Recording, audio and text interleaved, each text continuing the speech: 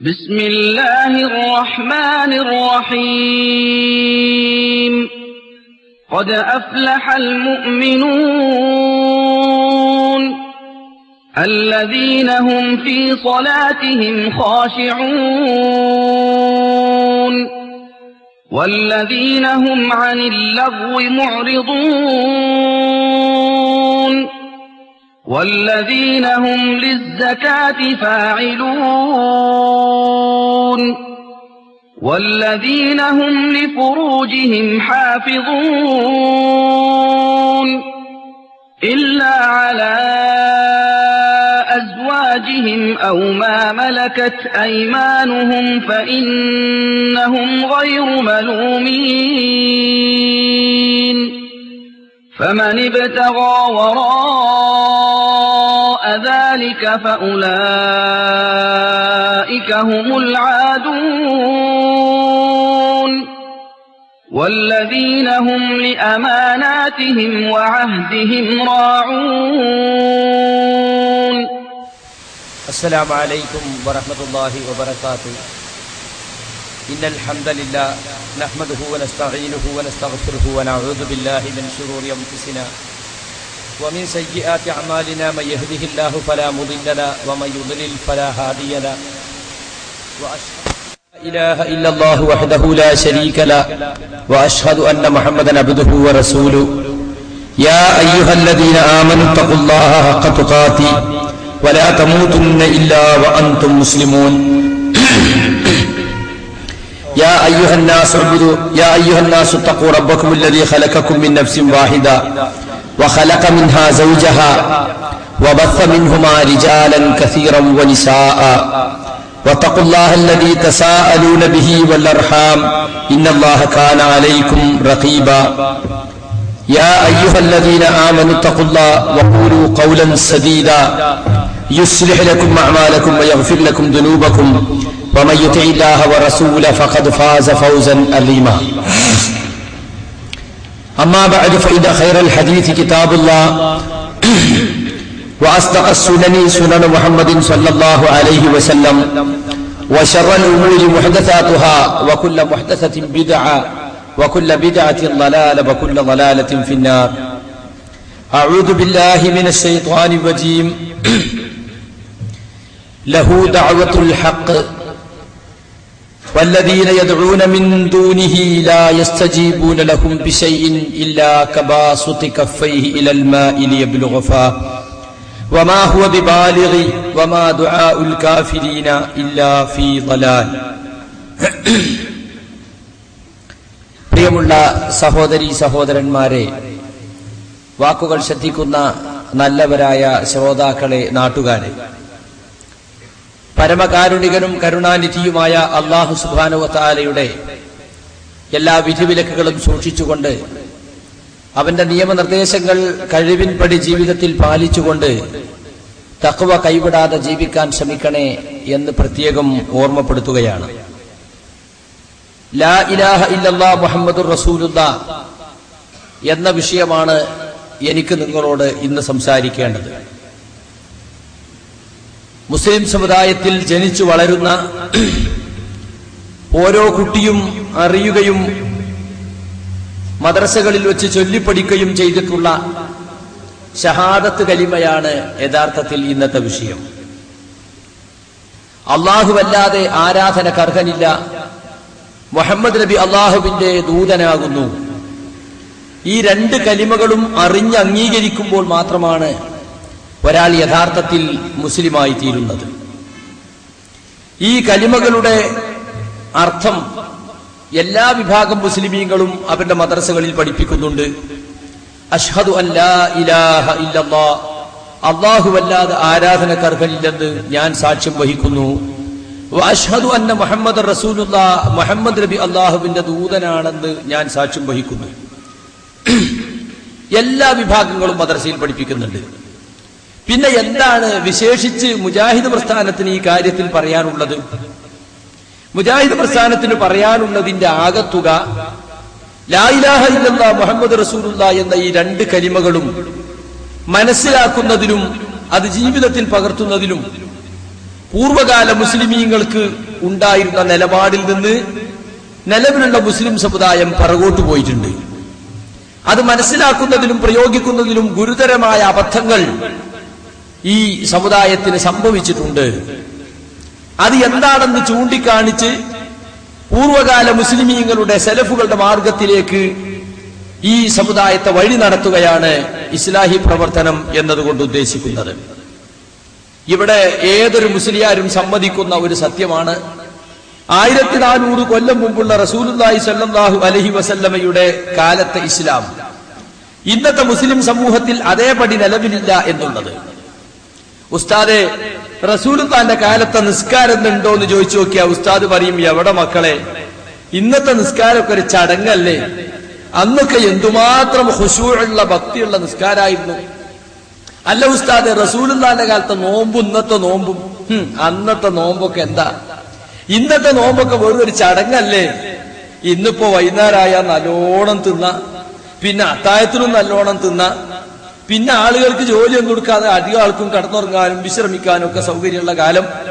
അന്നൊക്കെ എത്ര കഷ്ടപ്പെട്ട സഹാബത്തൊക്കെ നോമ്പെടുത്തത്. യുദ്ധത്തിന് പോകുമ്പോൾ പോലും നോമ്പെടുത്തുകൊണ്ട് മരുഭൂമിയിലൂടെ യാത്ര ചെയ്തില്ലേ. അവര് നോമ്പും നമ്മളെ നോമ്പൊക്കെ എവിടെ കിടക്കുന്നു? അല്ല ഉസ്താദെ, റസൂലിന്റെ കാലത്തെ സക്കാത്തും സ്വതക്കൊക്കെ ഒന്ന് അങ്ങനെ തന്നെ നിലവിലുണ്ടോ എന്ന് ചോദിച്ചാൽ ഉസ്താദന്മാര് പറയും, എവിടെ, ഇന്നൊക്കെ ചക്കാത്തല്ലേ, എന്തെങ്കിലുമൊക്കെ കൊടുക്കുന്നല്ലാതെ. കണക്ക് നോക്കി സക്കാത്ത് കൊടുക്കുന്ന ആളുകൾ ഇന്ന് സമുദായത്തിൽ എത്ര ഉണ്ട്?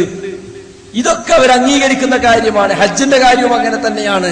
ഇന്നത്തെ ഹജ്ജിന് വല്ല പ്രയാസമുണ്ടോ?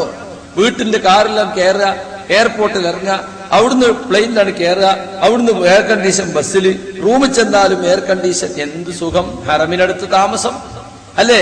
അപ്പൊ ഒരു പ്രയാസമല്ല. മാത്രമല്ല മിനായിലെ ടെന്റിൽ പോലും AC ആണ്. എന്നിട്ട് ഉസ്താദന്മാര് വയലറിയുമ്പോ പറയും, ജനങ്ങളെ, നിങ്ങളെ ഒന്നും ശരിയില്ല, നിങ്ങളെ കുളി ശരിയില്ല, നിങ്ങളെ നോമ്പ് ശരിയില്ല, നിങ്ങളെ നിസ്കാരം ശരിയില്ല. അതൊക്കെ തിരുത്താൻ വേണ്ടിയിട്ടാണ് ഈ വയലും മുറുതിയൊക്കെ പറയുന്നത്.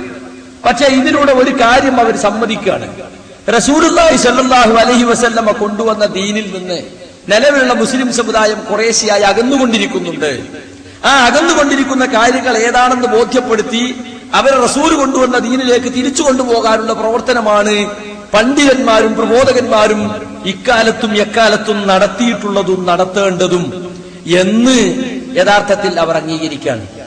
യഥാർത്ഥത്തിൽ ഈ പോയിന്റ് ഒന്നുകൂടി വികസിപ്പിച്ച് പറയാണ് മുജാഹിദ് പ്രസ്ഥാനം. നിസ്കാരത്തിലും നോമ്പിലും സക്കാത്തിലും ഹജ്ജിലും മാത്രമല്ല, മുസ്ലിമീങ്ങൾക്ക് ഒരുപാട് വിഷയങ്ങളിൽ തെറ്റുപറ്റിയിട്ടുണ്ട്. ആ കൂട്ടത്തിൽ ഷഹാദത്ത് കലിമ മനസ്സിലാക്കുന്നതിലും തെറ്റുപറ്റിയിട്ടുണ്ട്. അവിടെ മുസ്ലിംമാരും നമ്മളും തമ്മിൽ പിരിയും. അതിൽ ഒരു തെറ്റും പറ്റിയിട്ടില്ല. ലാ ഇലാഹ ഇല്ലല്ലാഹ് മുഹമ്മദ് റസൂലുള്ളാഹ് മനസ്സിലാക്കുന്നതിലോ അതിന്റെ അർത്ഥത്തിലോ അതിന്റെ പ്രയോഗത്തിലോ യാതൊരു തെറ്റും വന്നിട്ടില്ല. അപ്പൊ അവർ നേരെ പോകും പാരമ്പര്യത്തിലേക്ക്. ഞങ്ങളൊക്കെ ഞങ്ങളെ ഉപ്പാപ്പാന്റെ അടുത്തുനിന്ന് ദീന് പഠിച്ചതാ, ഞങ്ങളെ ഉപ്പാപ്പി, ഉപ്പാപ്പാന്റെ ഉപ്പാപ്പി, അതിന്റെ ഉപ്പാപ്പിയും, ഞങ്ങളെ ഉസ്താദന്മാര് ശൈഖന്മാര് അവർ സനദുള്ളവരാ. റസൂലുള്ള വരെ എത്തുന്ന സനദുണ്ടവർക്ക്, ഇൽമിന്റെ പരമ്പരയുണ്ടവർക്ക്. ഹലറ മൗത്തുന്ന അത്തങ്ങൾ വന്നു, മറ്റേടത്തുനിന്ന് ഇത്തങ്ങൾ വന്നു. അങ്ങനെ യഥാർത്ഥ ഇസ്ലാം ഇവിടെ എത്തി. പൊന്നാനിയിലൂടെ കൊടുങ്കലിലൂടെ ഇവിടെ പ്രചരിപ്പിച്ചതാണ് യഥാർത്ഥ ഇസ്ലാം എന്നാണ് അവർ ജനങ്ങളോട് പറഞ്ഞുകൊണ്ടിരിക്കുന്നത്. എന്നാ പിന്നെ നിസ്കാരത്തിലും നോമ്പിലും സക്കാത്തിനും ഹജ്ജിനും പറ്റിയൊക്കെ വയലറിയണോ? അതുമൊക്കെ അങ്ങനെ തലമുറയായി കൈമാറ്റം ചെയ്യപ്പെട്ട് കിട്ടിയ പാരമ്പര്യമല്ലേ. അതിലൊക്കെ തെറ്റുപറ്റാം, അബദ്ധങ്ങൾ സംഭവിക്കാം എന്ന് പറയുന്നവർ തൗഹീദിന്റെ കാര്യത്തിലും സുന്നത്തിന്റെ കാര്യത്തിലും മാത്രം യാതൊരു തെറ്റും പറ്റിയിട്ടില്ല എന്ന് പറയുന്നത്, അത് തെറ്റുപറ്റി എന്ന് പറഞ്ഞാൽ ഇവരുടെ നിക്ഷിപ്ത താല്പര്യങ്ങൾ തകരും എന്നതുകൊണ്ടാണ്. സുഹൃത്തുക്കളെ, ലാ ഇലാഹ ഇല്ലല്ലാഹയെ സംബന്ധിച്ച് പറഞ്ഞാൽ, ലാ ഇലാഹ ഇല്ലല്ലാഹ് എന്നത് എല്ലാവരും പറയുന്നതാണ്. മുസ്ലിയാക്കന്മാര് പറയും, ഞങ്ങള് മയ്യിത്ത് കൊണ്ടുപോകുമ്പോൾ ലാ ഇലാഹ ഇല്ലല്ലാഹ് പറയുന്നവരാണ്. നിസ്കാരം കഴിഞ്ഞാൽ അഫ്ളലുൽ ദിക്ർ എന്ന് പറഞ്ഞിട്ട് 10 വട്ടം ലാ ഇലാഹ ഇല്ലല്ലാഹ് 5 വഖത്തിലും ചൊല്ലുന്നവരാണ്. മരിക്കാൻ കിടക്കുന്ന ആൾക്ക് ലാ ഇലാഹ ഇല്ലല്ലാഹ് ചൊല്ലിക്കൊടുക്കുന്നവരാണ് ഞങ്ങള്. ലാ ഇലാഹ ഇല്ലല്ലാഹ് ദിക്റാക്കി ചൊല്ലുന്നവരാണ് ഞങ്ങള്. അങ്ങനെയുള്ള ഞങ്ങളെ സംബന്ധിച്ചാണ് ലാ ഇലാഹ ഇല്ലല്ലാഹ്ക്ക് എതിര് പറയുന്നു എന്ന് പറയുന്നത് എന്നാണ്. ലാ ഇലാഹ ഇല്ലല്ലാഹ് നാവ് കൊണ്ട് ഉരുവിട്ടതുകൊണ്ട് കാര്യമുണ്ടോ?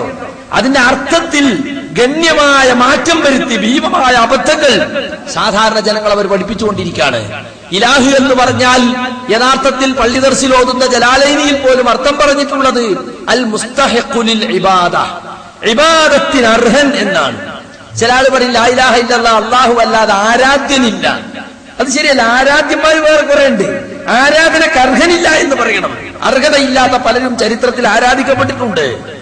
ആദം നബിയുടെ കാലം മുതൽക്ക് ഇങ്ങോട്ട് പരിശോധിച്ചാൽ മനുഷ്യ സമൂഹത്തിൽ എക്കാലത്തും അല്ലാഹുവിന്റെ ഓർമ്മ പലരും ആരാധിക്കപ്പെട്ടിട്ടുണ്ട്. സിയച്ചിന്റെ ഭാഷ കടമെടുത്ത് പറഞ്ഞ കല്ല് കരട് കാഞ്ഞിരപ്പുറ്റി മുതൽ മുള്ളുവരുടെ മൂക്കം പാമ്പ് വരെ എന്ന് അദ്ദേഹം പറഞ്ഞതുപോലെ എല്ലാറ്റിനെയും ആളുകൾ ആരാധിച്ചിട്ടുണ്ട്, ഇന്നും ആരാധിച്ചു കൊണ്ടിരിക്കുന്നുമുണ്ട്. അപ്പൊ അത് യഥാർത്ഥത്തിൽ ലാ ഇലാഹ ഇല്ലല്ലാഹ്ക്കെതിരാണോ അല്ലേ? അതാണ് ഇവിടുത്തെ ചർച്ച. ഇബാദത്തിന് അർഹൻ എന്നാണ് ഇലാഹിനർത്ഥം. ചിലപ്പോ സാധാരണക്കാരെ പറ്റിക്കാൻ വേണ്ടി അല്ലല്ലാതെ പടച്ചോനില്ല എന്നാണ് സാധാരണക്കാരുടെ മുമ്പിൽ അവർ അർത്ഥം പറയാ. എന്നിട്ട് മുമ്പിലിരിക്കുന്ന ആളുകളോട് ചോദിക്കും, അല്ലല്ലാതെ വേറെ വല്ല പടച്ചോനുണ്ട് നമ്മൾ വിശ്വസിക്കേണ്ട കൂട്ടരെ? ഇല്ല. കണ്ടോ, സുന്നത്ത് ജമാഅത്തിന്റെ ഒരൊറ്റ കുട്ടിയും വിശ്വസിക്കുന്നില്ല. മമ്പർത്തങ്ങൾ പടച്ചോനാ നിങ്ങൾ വിശ്വസിക്കുന്നുണ്ടോ? ബദരീങ്ങൾ പടച്ചോനാ നിങ്ങൾ വിശ്വസിക്കുന്നുണ്ടോ? ഷേഖ് മൊയ്യദ്ദീൻ അബ്ദുൽ ഖാദിർ ജിലാനി പടച്ചോനാ നിങ്ങൾ വിശ്വസിക്കുന്നുണ്ടോ? ഇല്ല. അപ്പൊ നമുക്ക് ആർക്കും ലാ ഇലാഹ ഇല്ലല്ലാഹയിൽ യാതൊരു തെറ്റും സംഭവിച്ചിട്ടില്ല എന്ന് പറഞ്ഞുകൊണ്ട് നിലവിലുള്ള ശിർക്ക് ബിദ്അത്ത് ഖുറാഫാത്തുകളെ അങ്ങനെ തന്നെ അരക്കിട്ടുറപ്പിക്കുവാൻ വേണ്ടിയാണ് ഇവിടെ മുസ്ലിയാക്കന്മാർ ശ്രമിച്ചുകൊണ്ടിരിക്കുന്നത് എന്ന് നമുക്ക് മനസ്സിലാക്കാൻ സാധിക്കും. അവിടെയാണ് ഇസ്ലാഹി പ്രസ്ഥാനത്തിന് പഠിപ്പിക്കാനുള്ള ലാ ഇലാഹ ഇല്ലല്ലാഹ് എന്ന വിഷയം പ്രസക്തമായി തീരുന്നത്. ഈ വിഷയം വെച്ചിട്ടുള്ളതിന്റെ ഉദ്ദേശവും യഥാർത്ഥത്തിൽ അത് തന്നെയാണ്. ഞാൻ പറയട്ടെ, ഇന്നിപ്പോ മുസ്ലിയാക്കന്മാര് എന്തെല്ലാം ദുർവ്യാഖ്യാനങ്ങളാണ് നൽകിക്കൊണ്ടിരിക്കുന്നത്. തൗഹീദിന്റെ പ്രാധാന്യം എല്ലാവരും അംഗീകരിക്കുന്ന ഒരു കാര്യമാണ്. കാരണം തൗഹീദ് ഇല്ലെങ്കിൽ ഒരാൾക്ക് ഒരിക്കലും സ്വർഗത്ത് പോകാൻ പറ്റൂല. നമസ്കരിച്ചു, നോമ്പെടുത്തു, സകാത്ത് കൊടുത്തു, ഹജ്ജ് ചെയ്തു, പക്ഷെ അല്ലാഹ്ക്ക് മാത്രം ഇബാദത്ത് എടുക്കുക എന്ന തൗഹീദിൽ നിന്ന് അയാൾ വ്യതിചലിച്ചു പോയാൽ അയാൾക്ക് യാതൊരു രക്ഷയും കിട്ടൂല. തൗഹീദിൽ നിന്ന് ഒരു ഇഞ്ച് നമ്മൾ അകന്നാൽ ശിർക്കിലേക്ക് ഒരു ഇഞ്ച് അടുത്തു എന്നാണ് അർത്ഥം. തൗഹീദിന്റെ നേർവിപരീതമാണ് ശിർക്ക്. മനുഷ്യന് ചെയ്യാൻ സാധിക്കുന്ന പാപങ്ങളിൽ ഏറ്റവും ഗുരുതരമായ പാപം ഏതാണെന്ന് ചോദിച്ചാൽ ഇസ്ലാമിന്റെ സാങ്കേതിക ഭാഷയിൽ അതിനുള്ള മറുപടി അത് ശിർക്കാണെന്നാണ്. മാത്രമല്ല, മൻ മാത വഹുവ യുശ്രികു ബില്ലാഹി ശൈഅൻ ദഖലൻ നാർ എന്ന് റസൂലുള്ളാഹി കൃത്യമായി നമ്മളെ പഠിപ്പിച്ചിട്ടുണ്ട്. അല്ലാഹുവിൽ ശിർക്ക് വെക്കുന്നവനായിക്കൊണ്ട് ആരെങ്കിലും മരണപ്പെട്ടു പോയാൽ അവൻ നരകത്തിൽ കടക്കുന്നതാണ്. മൻ മാത വഹുവ ലാ യുശ്രികു ബില്ലാഹി ശൈഅൻ ദഖലൽ ജന്ന, അല്ലാഹുവിൽ ശിർക്ക് വെക്കാത്തവനായി ഒരാൾ മരണപ്പെട്ടു പോയാൽ ഏതെങ്കിലും ഒരു കാലത്ത് അയാൾ സ്വർഗ്ഗത്തിൽ കടക്കാതിരിക്കൂല. ആദ്യം നരകത്തിൽ കടന്നെങ്കിലും അയാളെ പാപങ്ങളുടെ വകയായുള്ള ശിക്ഷകളൊക്കെ ഏറ്റുവാങ്ങിയതിനു ശേഷം ഇൻഷാ അല്ലാഹ് അയാൾ സ്വർഗ്ഗത്തിൽ കടക്കുമെന്നാണ് റസൂലുള്ളാഹി സ്വല്ലല്ലാഹു അലൈഹി വസല്ലം പറഞ്ഞിട്ടുള്ളത്. മാത്രമല്ല, ശിർക്കിന്റെ ഗൗരവം നമ്മൾ മനസ്സിലാക്കണം. റസൂലുള്ളാഹി സ്വല്ലല്ലാഹു അലൈഹി വസല്ലം ഈ ഉമ്മത്തിന് വേണ്ടി ശഫാഅത്ത് ചെയ്യുമ്പോൾ ശിർക്ക് ചെയ്തവർക്ക് ഒരാൾക്കും അതിന്റെ ഫലം കിട്ടൂല. നബി സല്ലല്ലാഹു അലൈഹി വസല്ലം പറഞ്ഞു, കുല്ലു നബിയ്യിൻ ദഅവത്തുൻ മുസ്തജാബ, എല്ലാ നബിമാർക്കും ഉത്തരം കിട്ടുന്ന ഒരു പ്രാർത്ഥനയ്ക്കുള്ള അവസരം അല്ലാഹു നൽകി. പല നബിമാരും അവരുടെ ജീവിതകാലത്ത് ആ പ്രാർത്ഥന ഉപയോഗപ്പെടുത്തി.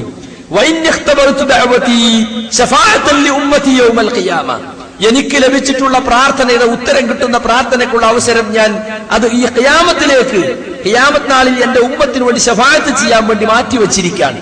അപ്പൊ ഈ ഉമ്മത്തിന് വേണ്ടി അള്ളാഹുവിന്റെ റസൂൽ നടത്തുന്ന പ്രാർത്ഥനയാണ് യഥാർത്ഥത്തിൽ ശഫാഅത്ത്.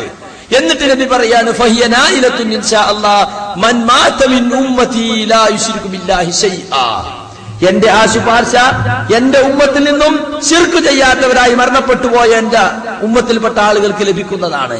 അപ്പൊ ശിർക്ക് ചെയ്യാതിരിക്കുക എന്നത് ഇസ്ലാമിന്റെ വീക്ഷണത്തിൽ ഒരാൾക്ക് മോക്ഷം ലഭിക്കാനുള്ള, വിജയം ലഭിക്കാനുള്ള ഒന്നാമത്തെ യോഗ്യതയായിട്ടാണ് പഠിപ്പിക്കുന്നത്. ലാ ഇലാഹ ഇല്ലല്ലാഹ് ശരിക്കും മനസ്സിലാക്കാത്ത ആളുകളെ സംബന്ധിച്ചിടത്തോളം ഇതൊന്നും വലിയ വിഷയമല്ല. അവരെ സംബന്ധിച്ചിടത്തോളം ലാ ഇലാഹ ഇല്ലല്ലാഹ് ഇങ്ങനെ പാടി നടക്കുന്ന ഒരു വായ്ത്താരി മാത്രമാണ്. അതര വ്യായാമത്തിന് വേണ്ടി വെറുതെ ഇങ്ങനെ പാട് മാത്രമാണ്. ഇന്ന് മുസ്ലിയാക്കന്മാര് പൊതുജനങ്ങളെ പഠിപ്പിച്ചുകൊണ്ടിരിക്കുന്നത് ലാ ഇലാഹ ഇല്ലല്ലാഹ് മുഹമ്മദ് റസൂലുള്ളാഹി എന്ന ഷഹാദത്ത് കലിമ അംഗീകരിക്കുന്ന ഒരു മുസൽമാൻ ശിർക്കിൽ അകപ്പെടുമെന്ന് പേടിക്കേണ്ടതില്ല എന്നാണ്. ശിർക്കൊന്നും നമുക്ക് വരൂല എന്ന് വ്യംഗ്യമായി തെറ്റിദ്ധരിപ്പിക്കുന്ന രൂപത്തിലാണ് മുസ്ലിയാക്കന്മാർ സംസാരിച്ചു കൊണ്ടിരിക്കുന്നത്. അല്ലാഹുവിന്റെ റസൂൽ അങ്ങനെ വല്ല ഗ്യാരണ്ടി നമുക്ക് തന്നിട്ടുണ്ടോ? ഈ ഉമ്മത്തിൽ ശിർക്ക് സംഭവിക്കൂല. വലാ തകൂനൂ മിനൽ മുശ്രിക്കീൻ മിനല്ലദീന ഫറഖൂ ദീനഹും വകാനൂ ശിയഅ, ദീനിനെ കണ്ടം തുണ്ടമാക്കി പല കക്ഷികളായി തീർന്ന മുശ്രിക്കുകളുടെ കൂട്ടത്തിൽ നിങ്ങൾ ഉൾപ്പെട്ടു പോകരുതെന്ന് പരിശുദ്ധ ഖുർആൻ നമ്മളോട് താക്കീത് ചെയ്യാണ് ചെയ്യുന്നത്. മാത്രമല്ല, ഇജ്തനിബു സബ്അൽ മുബിഖാത്ത്, നാശകരങ്ങളായ 7 വൻ പാപങ്ങളെ നിങ്ങൾ പാടെ വർജിക്കണമെന്ന് പറഞ്ഞപ്പോ ഏതാണ് ആ വൻ പാപങ്ങളെന്ന് സഹാബികൾ ചോദിച്ചപ്പോ റസൂലുള്ള മറുപടി കൊടുത്തത് ഒന്നാമത് അശ്ശിർക്കു ബില്ലാഹ്, അല്ലാഹുവിൽ ശിർക്ക് വെക്കലാണ്. പിന്നെയാണ് സിഹ്റ്, പിന്നെയാണ് മനുഷ്യവധം, പിന്നെയാണ് പലിശ തിന്നലും യതീമിന്റെ മുതൽ തിന്നലും ഒക്കെ എണ്ണി പറഞ്ഞിട്ടുള്ളത്. അപ്പൊ ഒന്നാമതായി ഭയപ്പെടേണ്ടത് ശിർക്കിനെയാണ്. ശിർക്കിനെ ഭയപ്പെടേണ്ടെന്നില്ല, അബൂബക്കർ സിദ്ദീഖ് റളിയല്ലാഹു അൻഹുവിനെ റസൂലുള്ളാഹി പഠിപ്പിച്ച ഒരു പ്രാർത്ഥന നമ്മൾ മനസ്സിലാക്കേണ്ടതുണ്ട്. ചില ആളുകളൊക്കെ ഉണ്ട്, ഞാൻ മുജാഹിദായിട്ട് 30 കൊല്ലായി 35 കൊല്ലായി, എനിക്കൊക്കെ എന്താ തൗഹീദ് പഠിക്കാൻ, എനിക്കൊക്കെ എന്താ ശിർക്കിനെ പറ്റി പേടിക്കാൻ. അങ്ങനെ ആർക്കും ഒരു ഗ്യാരണ്ടി ഇല്ല സുഹൃത്തുക്കൾ. ആരും തെറ്റിപ്പോകാൻ സാധ്യതയുള്ള ഒരു വിഷയമാണിത്. വിശ്വാസരംഗത്തും കർമ്മരംഗത്തും വ്യതിയാനങ്ങൾ സംഭവിക്കുക എന്നത് ഒരാൾക്കും അല്ലാഹു അങ്ങനെ സംഭവിക്കുകയില്ലെന്ന് ഗ്യാരണ്ടി പറഞ്ഞിട്ടില്ല. റബ്ബനാ ലാ തുസിഗ് ഖുലൂബനാ ബഅദ ഇദ് ഹദൈതനാ, നീ ഞങ്ങളെ ഹിദായത്തിലാക്കിയ ശേഷം ഞങ്ങളെ ഹൃദയങ്ങളെ തെറ്റിച്ചു കളയല്ലേ എന്ന് ദുആ ചെയ്യാൻ പഠിപ്പിക്കപ്പെട്ടവരാണ് നാം. യാ മുഖല്ലിബൽ ഖുലൂബ് സബ്ബിത് ഖൽബി അലാ ദീനിക്, ഹൃദയങ്ങളെ മാറ്റിമറിക്കുന്ന നാഥ, എന്റെ ഹൃദയത്തെ നീ നിന്റെ ദീനിൽ ഉറപ്പിച്ചു നിർത്തണേ. അപ്പൊ തൗഹീദിൽ ഉറപ്പിച്ചു നിർത്താൻ വേണ്ടി നമ്മൾ പ്രാർത്ഥിക്കണം. അബൂബക്കർ സിദ്ദീഖ് റളിയല്ലാഹു അൻഹു റസൂലിനോട് ചോദിക്കാണ്, ശിർക്കിന്റെ സൂക്ഷ്മവും സ്ഥൂലവുമായ എല്ലാ അംശങ്ങളിൽ നിന്നും എനിക്ക് രക്ഷ കിട്ടാൻ റസൂലുള്ളാഹി എനിക്കൊരു ദുആ പഠിപ്പിച്ചു തരണം. റസൂലുള്ളാഹി പഠിപ്പിച്ചോർത്ത് എന്താ? അല്ലാഹുമ്മ ഇന്നി അഊദു ബിക മിൻ അൻ ഉശ്രിക ബിക വഅന ആലം വഅസ്തഗ്ഫിറുക മിമ്മാ ലാ ആലം. അല്ലാഹുവേ, ഞാൻ അറിഞ്ഞുകൊണ്ട് നിന്നിൽ പങ്കു ചേർക്കുന്നതിൽ നിന്ന് ഞാൻ നിന്നോട് രക്ഷ ചോദിക്കുന്നു. ഞാൻ അറിയാതെ എന്നിൽ ശിർക്ക് വരുന്നതിനെ സംബന്ധിച്ച് ഞാൻ നിന്നോട് പൊറുക്കല്ല തേടുന്നു എന്ന ദുആ നമ്മൾ പറയണം. എന്നാലേ ശിർക്കിന്റെ ചെറുതും വലുതുമായ അംശങ്ങളിൽ നിന്ന് രക്ഷ നേടുകയുള്ളൂ എന്നാണ് റസൂലുള്ളാഹി സ്വല്ലല്ലാഹു അലൈഹി വസല്ലം അബൂബക്കർ സിദ്ദീഖിനെ പഠിപ്പിച്ചത്. അപ്പൊ ശിർക്കിനെ സംബന്ധിച്ച് പേടിക്കണ്ട എന്നത് മുസ്ലിയാക്കന്മാര് സാധാരണക്കാരെ വഴിതെറ്റിക്കാൻ വേണ്ടി പറഞ്ഞുകൊണ്ടിരിക്കുന്ന കാര്യമാണ്. തൗഹീദിന് വിരുദ്ധമായ വല്ല വിശ്വാസങ്ങളും വല്ല ആചാരങ്ങളും എന്റെ ജീവിതത്തിൽ ഉണ്ടോ എന്ന് ഇടയ്ക്കിടെ പരിശോധിക്കേണ്ടത് ഓരോ മുസൽമാന്റെയും കടമയാണ്. കാരണം അത്രയും വലിയ വിഷമാണ് സുഹൃത്തുക്കളെ ശിർക്ക് എന്ന് പറയുന്നത്. അത് സംഭവിച്ചാൽ പിന്നെ ഒരിക്കലും നമുക്ക് സ്വർഗത്തിലെത്താൻ കഴിയില്ല. ഇന്ന് നമ്മുടെ സമുദായത്തിൽ നിലനിൽക്കുന്ന ശിർക്കിന്റെ ഏറ്റവും വലിയ മേഖല അല്ലാഹുവല്ലാത്തവരോടുള്ള പ്രാർത്ഥന തന്നെയാണ്. അതിൽ യാതൊരു സംശയവുമില്ല. അമ്പിയാക്കൾ വന്ന സമൂഹത്തിലൊക്കെ പലതരത്തിലുള്ള ജീർണതകളും ഉണ്ടായിരുന്നെങ്കിലും ആ ജീർണതകളെക്കാളൊക്കെ ഏറെ പ്രവാചകന്മാർ പ്രാധാന്യപൂർവ്വം അവരെ ഉണർത്തിയത് ഈസിനെ സംബന്ധിച്ചായിരുന്നു. ഒരു സമൂഹത്തെ അഭിസംബോധന ചെയ്ത ഒന്നാമത്തെ പ്രവാചകനാണല്ലോ ഹസ്രത്ത് നൂഹ് നബി അലൈഹി സ്വലാത്തു വസ്സലാം. തന്റെ സമൂഹത്തിൽ മരിച്ചുപോയിരുന്ന വദ്, സുവാ, യഗൂത്ത്, യഊഖ്, നസ്ർ തുടങ്ങിയ 4-5 മഹാത്മാക്കളെ ബിംബങ്ങൾ ഉണ്ടാക്കി ആരാധിച്ചിരുന്ന ഒരു ഖൗമിലേക്കാണ് നൂഹ് നബി അലൈഹി സ്വലാത്തു വസ്സലാം കടന്നു വരുന്നത്. യാ ഖൗമി അബ്ദുല്ലാഹ് മാ ലക്കും മിൻ ഇലാഹിൻ ഗൈറു, എന്റെ ജനങ്ങളെ നിങ്ങൾ അല്ലാഹുവിനെ ആരാധിക്കണം, നിങ്ങൾക്ക് അവന് പുറമെ യാതൊരു ആരാധ്യനുമില്ല എന്നാണ് നൂഹ് നബി അലൈഹി സ്വലാത്തു വസ്സലാമിന്റെ പ്രബോധന കാര്യത്തിൽ പ്രാധാന്യപൂർവ്വം ഖുർആൻ നമ്മളെ പഠിപ്പിക്കുന്നത്. അപ്പൊ ആദം നബി പഠിപ്പിച്ച ആദം നബിയുടെ പിന്മുറക്കാരാണ് ഈ വഴിതെറ്റിപ്പോയ മനുഷ്യന്മാര്. ആദം നബി ഏതാണ്ട് 10 തലമുറയുണ്ടെന്നാണ് തഫ്സീറുകളിൽ കാണുന്നത്. 10 തലമുറയായപ്പോഴേക്കും എവിടെ എത്തി? അള്ളാഹുവിനെ മാത്രം ആരാധിക്കണമെന്ന് പഠിപ്പിച്ച ആദം നബിയുടെ മക്കളായി വന്നിട്ടുള്ള ആ തലമുറ ആദം നബിയുടെ പേരക്കുട്ടികളിൽ നിന്നും മരിച്ചുപോയ വദ്ദിനെയും സുവാഇനെയും ബിംബങ്ങൾ ഉണ്ടാക്കി ആരാധിക്കുന്ന അവസ്ഥ വന്നു. അങ്ങനെയാണ്. അതിനെ സംബന്ധിച്ച് ഇബ്നു അബ്ബാസ് റളിയല്ലാഹു അൻഹു പറഞ്ഞിട്ടുണ്ട്, ഓരോ സുപ്രഭാതത്തിൽ അങ്ങ് ആരാധിക്കപ്പെട്ടതല്ലാതെ പിന്നെയോ ആദ്യം ആദരിക്കാനും ബഹുമാനിക്കാനും വേണ്ടി അവരെ ചിത്രങ്ങളും രൂപങ്ങളും ഉണ്ടാക്കുകയാണ്. അത് ആദ്യം ഓർമ്മിക്കാൻ വേണ്ടി മാത്രമായിരുന്നു. ഇവരൊക്കെ വലിയ വലിയ കൂട്ടരല്ലേ, പെട്ടെന്ന് എങ്ങനെ മറന്നു പോകാൻ പറ്റും ഇവരൊക്കെ എന്ന നിലക്കുണ്ടാക്കിയതാണ്. പക്ഷേ പിശാചിനെ സംബന്ധിച്ചിടത്തോളം അവന്റെ പ്രധാന ലക്ഷ്യം എന്താണ്? മനുഷ്യനെ ശിർക്കിലെത്തിച്ച് നരകത്തിലെത്തിക്കുക. അതല്ലേ അള്ളാഹുവിനോടൊപ്പം വെല്ലുവിളി നടത്തിയതാണ്. ശപിച്ച് പുറത്താക്കിയപ്പോ നീ ഇവിടെ ഇറങ്ങിപ്പോ എന്ന് പറഞ്ഞപ്പോ ലഅഖുദന്ന ലഹും സിറാതകൽ മുസ്തഖീം ثم لآتينهم من بين أيديهم ومن خلفهم وعن أيمانهم وعن شمائلهم ولا تجد أكثرهم شاكرين. പടച്ചവനെ, നീ എന്നെ ശപിച്ച് പുറത്താക്കിയല്ലോ, എന്നെ വഴിവഴച്ചവനായി പ്രഖ്യാപിച്ചല്ലോ. എന്നാൽ ഞാനിതാ പറയുന്നു, നിന്റെ അടിമകൾ നിന്റെ സിറാത്തുൽ മുസ്തഖീമിൽ ചൊവ്വായ മാർഗത്തിൽ പ്രവേശിച്ചാൽ അവർക്ക് തടസ്സമായി ഞാൻ അവിടെ കുത്തിയിരിക്കും. മുമ്പിലൂടെയും പിന്നിലൂടെയും വലഭാഗത്തൂടെയും ഇടഭാഗത്തൂടെയും നാനാവശങ്ങളിലൂടെ ഞാൻ അവരെ സമീപിച്ച് വഴിതെറ്റിക്കുന്നതാണ്. നിനക്ക് നന്ദി കാണിക്കുന്നവരായി അവരിൽ ഭൂരിപക്ഷത്തെയും നിനക്ക് കണ്ടെത്താനേ കഴിയില്ല എന്ന് പറഞ്ഞാൽ നന്ദികേട്, കുഫ്ർ, ഏറ്റവും വലിയ കുഫ്ർ അല്ലാത്തവരെ ആരാധിക്കലാണ്. മനുഷ്യന് ചെയ്യാൻ സാധിക്കുന്ന കുഫറിന്റെ കൂട്ടത്തിൽ ഏറ്റവും ഗുരുതരമായ കുഫർ അതാണ്. ആ കുഫർ ചെയ്യിക്കാൻ വേണ്ടി പിശാച് ആദ്യകാലം മുതൽക്കേ ശ്രമിച്ചു. വദ്ദിന്റെയും സുവാഇന്റെയും ഒക്കെ ചിത്രമുണ്ടാക്കിയപ്പോ കേവലം ഓർമ്മക്ക് വേണ്ടിയാണ്. നമ്മളൊക്കെ പല വീടുകളിലും കാണാം, എന്റെ ഉപ്പാന്റെ ഫോട്ടോ, അത് മൂപ്പര് വലിയ ജമ്മിയായിരുന്നു ഇവിടുത്തെ, മൂപ്പര് വലിയ പോക്കിരിയായിരുന്നു ഇവിടുത്തെ, എന്നിട്ട് ഇങ്ങനെ എല്ലാവരും ചെയ്ത് വെച്ചിട്ടുണ്ടാവും. ഞാൻ ഇന്നയാളെ പേരക്കുട്ടിയാണ് അല്ലേ? യഥാർത്ഥത്തിൽ ഓർമ്മക്ക് വേണ്ടിയാണ്. ആർക്കറിയാം അത് ആരാധിക്കപ്പെടുകയില്ലെന്ന്? നിങ്ങൾ ആലോചിച്ച് നോക്കൂ. ഇന്നെങ്ങാനും മുഹമ്മദ് മുസ്തഫ സല്ലല്ലാഹു അലൈഹി വസല്ലമയുടെ ഒരു ഫോട്ടോ ഉണ്ടായിരുന്നെങ്കിൽ എന്തായിരിക്കും സ്ഥിതി? ഷിയാക്കൾ കൊണ്ടിറക്കുന്നുണ്ടോ ഫോട്ടോ? ഈ പേരോടിനും കൂട്ടർക്കും കിട്ടായിട്ടാവും ചിലപ്പോ. ഞാൻ കണ്ടിട്ടുണ്ട്, ബോംബെയിൽ പോയപ്പോ ബോംബെ ഇസ്ലാഹിന്റെ തൊട്ടപ്പുറത്ത് ആഗാ ഖാൻ എന്ന് പറയുന്ന ഷിയാക്കളുടെ ഒരു ഗ്രൂപ്പിന്റെ ഒരു ആരാധനാ കേന്ദ്രമുണ്ട്. അപ്പൊ ഞങ്ങളിങ്ങനെ പോയി നോക്കി. അപ്പൊ പോയി നോക്കിയപ്പോ ചോദിച്ചൊരു പെണ്ണ് കണ്ട ഒരു ചെട്ടിച്ചെന്നു നരക്കൈ കുപ്പായിട്ട് ഒരു സാരി തലപ്പ് ഇങ്ങനെ ഇട്ടിട്ട് അതൊന്ന് പറഞ്ഞു. അവരുടെ ഫോട്ടോ ഇരിക്കണം, ഒരു കുടുംബ ഫോട്ടോ. റസൂലുള്ളാഹി സ്വല്ലല്ലാഹു അലൈഹി വസല്ലം ഒരു പച്ച ഇതൊക്കെ ഇട്ടിട്ട് പച്ച തലയിൽ കെട്ടും. ഇങ്ങനെ പെണ്ണുങ്ങൾ സ്കാഫ് കെട്ടിയ മാതിരി കെട്ടിയിട്ടുണ്ട്. ഒരു തുടമ്പൽ ഹസൻ ഉണ്ട്, ഒരു തുടമ്പ ഹുസൈൻ ഉണ്ട്, ഇപ്പുറത്തെ അലി ഉണ്ട്, അപ്പുറത്തെ ഫാത്തിമ ബീവി ഉണ്ട്. ഒന്നായിട്ട് മൂടിയിട്ട് മുഖം കൂടി കാണാത്ത ഒരു കുടുംബ ഫോട്ടോ. അലി ഹേ, അലി ഖറമല്ലാഹു അലൈഹി ഹേ. അതുപോലെ തന്നെ ഇത് ഹസൻ ഹേ, ഹുസൈൻ ഹേ. ഈ തള്ള ഞങ്ങൾക്ക് മേടിച്ചു തരാ. കോൻ ഹേ, നബി അക്രം സല്ലല്ലാഹു അലൈഹി വസല്ലം ഹേ എന്നാ. ഫോട്ടോ ആരാധിക്കാണ് ആഗാ ഖാന്റെ കൂട്ടര്. അപ്പൊ റസൂലുള്ളാഹി സ്വല്ലല്ലാഹു അലൈഹി വസല്ലം ഭാവനയിൽ നിന്ന് രൂപപ്പെടുത്തിയെടുത്തിരിക്കുക. ഈസാ നബിയുടെ ഫോട്ടോ ആരോ പിൽക്കാലത്ത് ഉണ്ടാക്കിയതാണല്ലോ അല്ലെ? മുടി ഇങ്ങനെ വലിയതാക്കിയ ഈസാ നബിന്റെ ഫോട്ടോ. അപ്പൊ ആ രൂപത്തിലുള്ള ഫോട്ടോകൾ ഉണ്ടാക്കി ആരാധിക്കരുത് തുടങ്ങി. ആദ്യം ഓർമ്മക്ക് വേണ്ടി തന്നെ ഉണ്ടാകുക, പിന്നെയാണ് ആരാധിക്കപ്പെടുന്നത്. ആദ്യകാലത്ത് ആരാധിക്കപ്പെട്ടിട്ടില്ല. ലാത്തയെ ആരാധിക്കപ്പെട്ടതിനെ സംബന്ധിച്ച് പറയുന്നുണ്ട് ഹദീസ് ഗ്രന്ഥങ്ങളിൽ. കാനല്ലാത്തു റജുലൻ യലുത്തു സബീഖ ലിൽ ഹാജ്. ഹാജിമാർക്ക് മധുരപാനീയം, നമ്മളെ തരിക്കഞ്ഞി പോലത്തെ എന്തോ ഒരു പാനീയം ഹാജിമാർക്ക് തന്നെ ഫ്രീ ആയിട്ട് വിതരണം ചെയ്തിരുന്ന ആള്. ഇബ്രാഹിം നബി മുതൽക്കുണ്ടല്ലോ ഈ ഹജ്ജ്. റസൂലൊക്കെ വരുമ്പോഴും ഹജ്ജുണ്ടല്ലോ. അവിടെ ജാഹിലിയാപരമായ കുറെ വിശ്വാസാചാരങ്ങൾ കൂടിക്കലർന്നിട്ടുണ്ടെങ്കിലും ഹജ്ജ് ഉണ്ടായിരുന്നു. അങ്ങനെ ഇയാളൊരു നല്ല മനുഷ്യല്ലേ എന്നുള്ള നിലക്ക് അയാൾ മരിച്ചപ്പോൾ അയാളെ ഖബറിനെടുക്കൽ ആളുകൾ ഇങ്ങനെ പോയി കുത്തിരിക്കാൻ തുടങ്ങി. പിന്നീടാണ് ബിംബം ഉണ്ടാകുന്നത്, പിന്നെയാണ് അദ്ദേഹം ആരാധിക്കപ്പെടുന്നത്. അപ്പൊ ആദ്യം ഓർമ്മക്ക് വേണ്ടി സ്മരണക്ക് വേണ്ടിയൊക്കെ ഉണ്ടാക്കിയിട്ട് പിന്നെ ആരാധിക്കപ്പെടുകയാണ്. ഇത് ചരിത്രത്തിൽ ഉടനീളം സംഭവിച്ചതായി നമുക്ക് കാണാൻ സാധിക്കും. നൂഹ് നബി അലൈഹി സ്വലാത്തു വസ്സലാം 950 കൊല്ലം പ്രബോധനം ചെയ്തിട്ട് അവർക്ക് അവസാനം വിരലിലുണ്ടാവുന്ന ആളുകൾ മാത്രമാണ് അദ്ദേഹത്തിന് കൂടെ കിട്ടിയത്. അവസാനം സ്വന്തം മകനെ പോലും കിട്ടിയില്ല, അല്ലെ? സ്വന്തം ഭാര്യയെ പോലും കിട്ടിയില്ല. ഇന്നിപ്പോ ചില ആളുകൾ പറയും അയാളെ ശൈലി സുഖമില്ലാത്തോണ്ടാവും, അല്ലെ? പ്രബോധനം വേണ്ടതുപോലെ ആളുകളിലേക്ക് ആളുകൾ ആകർഷിക്കാൻ സാധിക്കുന്നത് നമ്മളെ നാട്ടിൽ ഇപ്പൊ പറയണേ. പ്രബോധനത്തിന് ചില ശൈലികളും സങ്കേതങ്ങളും ഒക്കെ ഉണ്ട്.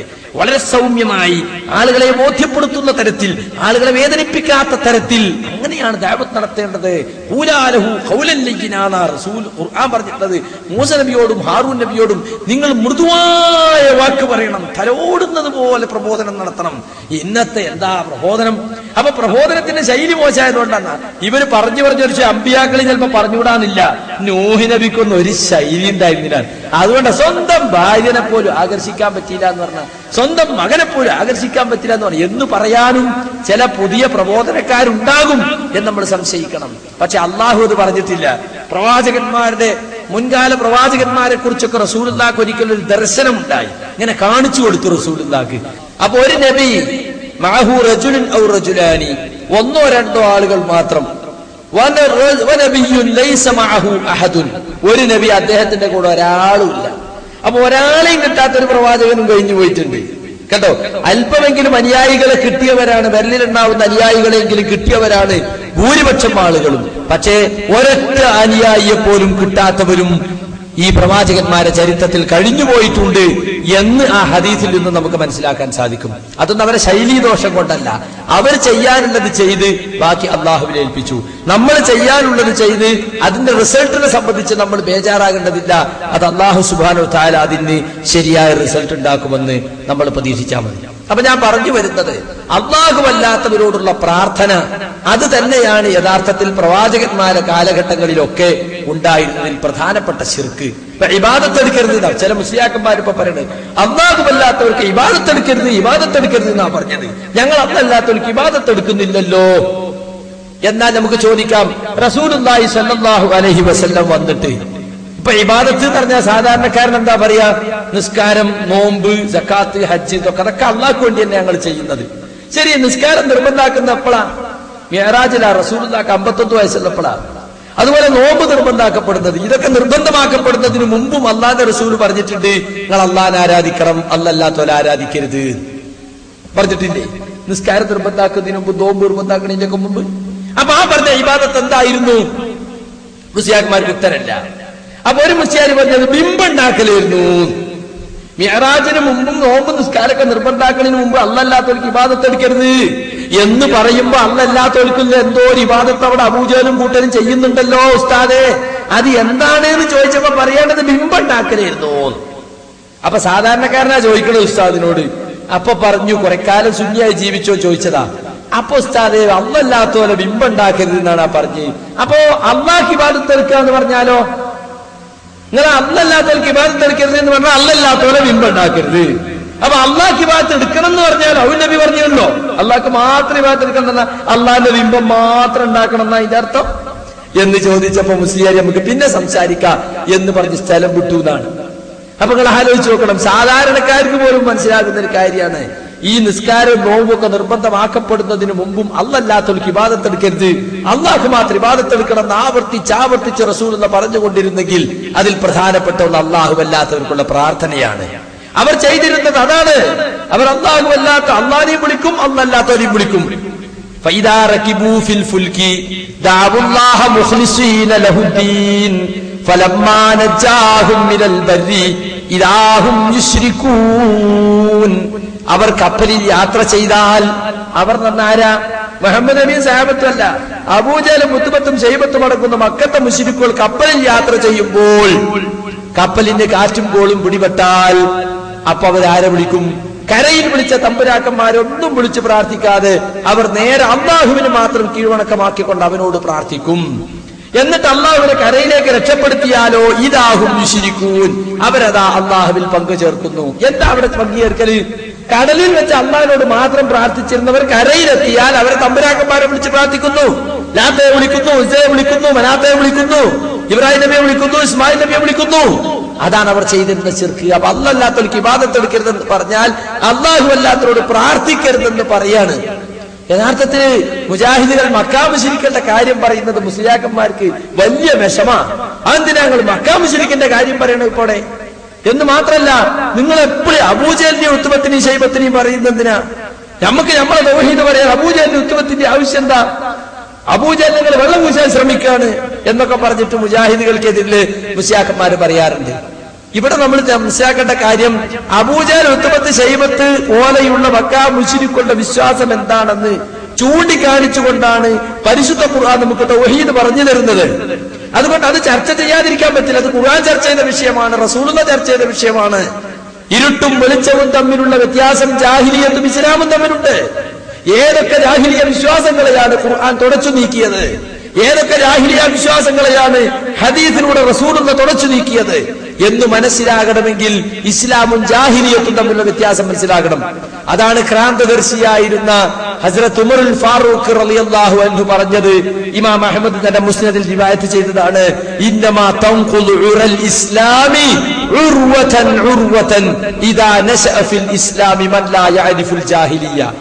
ജാഹിലിയത്ത് എന്താണെന്ന് അറിയാത്തവൻ ഇസ്ലാമിക സമുദായത്തിൽ വളർന്നു വന്നാൽ ഇസ്ലാമിന്റെ പിരികൾ ഒന്നൊന്നായി അഴിഞ്ഞു പോകും. ഏതാണ് ഇസ്ലാം, ഏതാണ് ജാഹിലിയത്ത് എന്നുള്ള വേർതിരിവ് അറിയാത്തവർ മുസ്ലിം സമുദായത്തിൽ പെരുകി വന്നാൽ യഥാർത്ഥ ഇസ്ലാമിന്റെ പിരികൾ ഒന്നൊന്നായി അഴിഞ്ഞു പോകുമെന്ന് ഉമറുൽ ഫാറൂഖ് റളിയല്ലാഹു അൻഹു പറയാൻ കാരണം അതാണ്. അതുകൊണ്ടാണ് ഞങ്ങൾ അബൂജഹലിന്റെ ഉത്തുബത്തിന്റെയും ശൈബത്തിന്റെയും വിശ്വാസങ്ങളെ കുറിച്ച് പറയുന്നത്. അത് ഖുർആൻ ചർച്ച ചെയ്ത വിഷയമാണ്. മാത്രല്ല, അബൂജഹൽ ചെയ്ത ശിർക്ക് ഞങ്ങൾ ചെയ്യുന്നില്ല, ഉത്തുബത്തും ശൈബത്തും ചെയ്ത ശിർക്ക് ഞങ്ങൾ ചെയ്യുന്നില്ല എന്ന് പറയുന്ന മുസ്ലിയാക്കന്മാരോട് ഞങ്ങൾ ചോദിക്കുന്നത് അത് പറഞ്ഞിട്ട് കാര്യമല്ല. അബൂജഹലും ഉത്തുബത്തും ചെയ്ത ശിർക്ക് ഞങ്ങൾ ചെയ്യുന്നില്ലെന്ന് പറയുന്ന അതേ ശ്വാസത്തിൽ അബൂബക്കർ സിദ്ദീഖിന്റെയും ഉമറുൽ ഫാറൂഖിന്റെയും ഉസ്മാൻ ബിൻ അഫ്ഫാന്റെയും തൗഹീദ് ഞങ്ങളുടെ കയ്യിലുണ്ട് എന്ന് സ്ഥാപിക്കുവാനുള്ള ചങ്കൂറ്റം അവർക്കുണ്ടാകണം. ഒരു സാധാരണക്കാരൻ ചോദിക്കാണ്, അല്ല ഉസ്താദ്, അബൂബക്കർ സിദ്ദീഖ് എന്നവരോ ഉമറുൽ ഫാറൂഖ് എന്നവരോ ഏതെങ്കിലും സന്ദർഭത്തിൽ റസൂലുള്ളാഹിന്റെ സദസ്സിലില്ലാതെ അസാന്നിധ്യത്തിൽ ദൂരസ്ഥലത്ത് എവിടെയെങ്കിലും വെച്ച് റസൂലുള്ളാഹിനെ വിളിച്ച് സഹായം തേടിയിട്ടുണ്ടോ? എന്തെങ്കിലും സംശയം ഉണ്ടെങ്കിൽ ദൂരത്ത് ചോദിച്ചിട്ടുണ്ടോ? പല ഫിഖഹിന്റെ മസ്അലകളിലുണ്ട്, സംശയം ഉണ്ടാകുമല്ലോ. കർമ്മശാസ്ത്രപരമായ കാര്യങ്ങൾ, വിശ്വാസപരമായ കാര്യങ്ങളിലൊക്കെ റസൂലുള്ളാഹിനോട് ചോദിക്കേണ്ട വിഷയത്തിൽ ദൂരസ്ഥലത്ത് നിന്ന് അവിടെ നിങ്ങൾ വിളിച്ച് പ്രാർത്ഥിച്ചാൽ റസൂൽ കേൾക്കും, അവിടെ നിങ്ങൾ ചോദിച്ചാൽ റസൂൽ മനസ്സിലാക്കുന്നു. ഏതെങ്കിലും ഒരു സന്ദർഭത്തിൽ സഹാബികൾ അങ്ങനെ കരുതിയിട്ടുണ്ടോ, അങ്ങനെ പഠിപ്പിച്ചിട്ടുണ്ടോ എന്ന് ചോദിക്കുമ്പോൾ മുസ്ലിയാക്കന്മാര് വാദപ്രതിവാദങ്ങളിലൊക്കെ ഞഞ്ഞം മിഞ്ഞം പറഞ്ഞ് നേരം കളഞ്ഞതല്ലാതെ ഒരൊറ്റ സംഭവം പോലും അവർക്ക് ഉദ്ധരിക്കാൻ സാധിച്ചിട്ടില്ല. അബൂജഹലിന്റെ ശിർക്ക് ഞങ്ങളുടെ കയ്യിലില്ലെന്ന് പറയുന്നവർ അബൂബക്കർ സിദ്ദീഖിന്റെ തൗഹീദ് ഞങ്ങളുടെ കയ്യിലുണ്ടെന്ന് പറയാനുള്ള ആർജവം കാണിക്കണം. അത് നമുക്ക് സാധിക്കുകയില്ല. കാരണം എന്താണ്? ഒരൊറ്റ സഹാബിയും അങ്ങനെ അല്ലാഹു അല്ലാത്തവരെ വിളിച്ചു തേടിയിട്ടില്ല. തേടാൻ വല്ല നിലക്കും അർഹതയുണ്ടെങ്കിൽ ഈ ലോകത്ത് ഏറ്റവും വലിയ മഹാൻ മുഹമ്മദ് മുസ്തഫ സല്ലല്ലാഹു അലൈഹി വസല്ലമയാണ്. പക്ഷെ ഇസ്ലാമിലെ ഷഹാദത്ത് കലിമ ലാ ഇലാഹ ഇല്ലല്ലാഹ് കൊണ്ട് പൂർത്തിയാകുന്നില്ല. മുഹമ്മദുർ റസൂലുള്ളാഹ് കൂടി പറയണം. എന്താണ് തമ്മിലുള്ള ബന്ധം എന്ന് മനസ്സിലാക്കിയിട്ടുണ്ടോ? ഈ ലോകത്ത് വല്ല നിലക്കും ഇലാഹാകാൻ അവകാശവും അർഹതയും ഉണ്ടായിരുന്നെങ്കിൽ അത് മുഹമ്മദ് മുസ്തഫ സല്ലല്ലാഹു അലൈഹി വസല്ലമക്കാണ് ഉണ്ടാകേണ്ടിയിരുന്നത്. പക്ഷെ അദ്ദേഹത്തിന് പോലും ഇലാഹിയത്തിന്റെ ഒരംശം പോലുമില്ല. അദ്ദേഹത്തിന്റെ നിലപാട് റസൂലുള്ളാഹ്, അള്ളാഹുവിന്റെ ദൗത്യം ജനങ്ങൾക്ക് എത്തിച്ചു കൊടുക്കുന്ന ദൂതൻ എന്ന നിലപാട് മാത്രമേ ഉള്ളൂ. ഈസാ നബി ആരാധിക്കുന്ന, ഉസൈർ നബി ആരാധിക്കുന്ന ഖൗമ് മുമ്പിലുണ്ട്, ലാത്തെ ആരാധിക്കുന്ന ഖൗമ് മുമ്പിലുണ്ട്. അവരോട് റസൂൽ എന്താ പറഞ്ഞത്? സഹാബികളോട് തന്നെ പറയേണ്ടി വന്നു റസൂലുള്ളാഹിക്ക്, ലാ തുത്റൂനി കമാ അത്റത്തിൻ നസാറ ഈസ ഇബ്നു മറിയം ഇന്നമാ അന അബ്ദുൻ ഫഖൂലു അബ്ദുല്ലാഹി വറസൂലുഹു. കണ്ടോ, ഈസാ നബി അലൈഹി സ്വലാത്തു വസ്സലാമിനെ നസാറാക്കൾ അമിതമായി പ്രശംസിച്ചതുപോലെ നിങ്ങൾ എന്നെ പ്രശംസിക്കല്ല കേട്ടോ, ഞാൻ അള്ളാഹുവിന്റെ അടിമ മാത്രമാണ്. അതുകൊണ്ട് അബ്ദുല്ലാഹ് വറസൂലുഹു, അള്ളാഹുവിന്റെ ദാസനും അവന്റെ ദൂതനും, ഇത് മാത്രമേ നിങ്ങൾ എന്നെ കുറിച്ച് പറയാവൂ, അതിനപ്പുറം എന്നെ പ്രശംസിച്ചു പറയരുതെന്ന് റസൂലുള്ളാഹി സ്വല്ലല്ലാഹു അലൈഹി വസല്ലമ അവരോട് പറയണ്ടായി, സഹാബികളോട് പറയണ്ടായി. വഫീനാ നബിയ്യുൻ യഅലമു മാ ഫീ ഗദിൻ, നാളത്തെ കാര്യം അറിയുന്ന ഒരു നബി ഞങ്ങളെ കൂട്ടത്തിലുണ്ടെന്ന് ചെറിയ പെൺകുട്ടികൾ പാട്ട് പാടിയപ്പോ കുട്ടികളല്ലേ സാരില്ലാതുള്ളവർക്ക് റസൂലുള്ളാഹി വിട്ടില്ല. അത് പാടാൻ പാടില്ല, അത് പാടാൻ പാടില്ലെന്ന് പറഞ്ഞു. തന്നെ കുറിച്ച് ഇല്ലാത്തൊരു പ്രശംസ പറഞ്ഞപ്പോ തിരുത്തി കൊടുക്കുകയാണ് റസൂലുള്ളാഹി സ്വല്ലല്ലാഹു അലൈഹി വസല്ലം ചെയ്തത്. എന്നാ നമ്മളെ മൗലിദ് കിതാബിലോ അബ്ദുകൽ മിസ്കീനു യർജു ഫളിലകൽ ജമ്മൽ ഗഫീർ ഫീക ഖദ് അഹ്സൻതു ലന്നി യാ ബശീറു യാ നദീർ.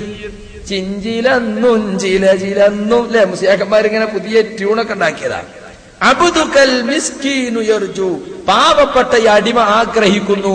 ഷറഫലന മൗലിദിലുള്ളതാ. ഏതായി പാവപ്പെട്ട അടിമ? ഈ മൗലൂദ് ഓതുന്ന ചെങ്ങായിനെ പറ്റിയാ പറയണേ. എന്ത്? ഫളിലകൽ ജമ്മൽ ഗഫീറു, നബിയെ അങ്ങയുടെ ധാരാളമായ കനിവും കൃപയും ഈ പാവപ്പെട്ട അടിമ ആഗ്രഹിക്കുകയാണ്. ആരുടെ അടിമേ? അബ്ദുക്കാൻ അള്ളഹാനോടല്ല പറയുന്നത്, മുഹമ്മദ് നബിയോടാ പറയുന്നത്. ഞാനെന്താ പിന്നെ അടുത്ത വാചകം നബിയെ വിളിച്ചുകൊണ്ടാ പിന്നെ പറയുന്നത്.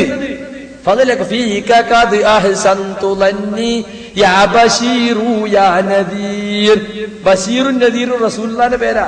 സന്തോഷ വാർത്ത അറിയിക്കുന്നവർ സ്വർഗത്തെ കുറിച്ച്, നദീർ നരകത്തെ കുറിച്ച് മുന്നറിയിപ്പ് നൽകുന്നവർ. വമാ അർസൽനാക ഇല്ലാ കാഫത്തൻ ലിന്നാസി ബശീറൻ വനദീറാ വലാകിന്ന അക്തറന്നാസി ലാ യഅലമൂൻ. സൂറത്ത് സബയിൽ അല്ലാഹു പറഞ്ഞു, ലോകർക്കാകമാനം സന്തോഷ വാർത്ത അറിയിക്കുന്ന ബഷീറും ലോകർക്കാകമാനം മുന്നറിയിപ്പ് നൽകുന്ന നദീറുമായിട്ടല്ലാതെ നിങ്ങളെ നാം നിയോഗിച്ചിട്ടില്ല നബിയെ. പക്ഷെ അധികം ആളുകൾക്കും ഇതറിഞ്ഞുകൂടാ. അപ്പൊ ബഷീറും നദീറും എന്ന പേര് റസൂലുള്ളാഹിന്റെ പേരാണ്.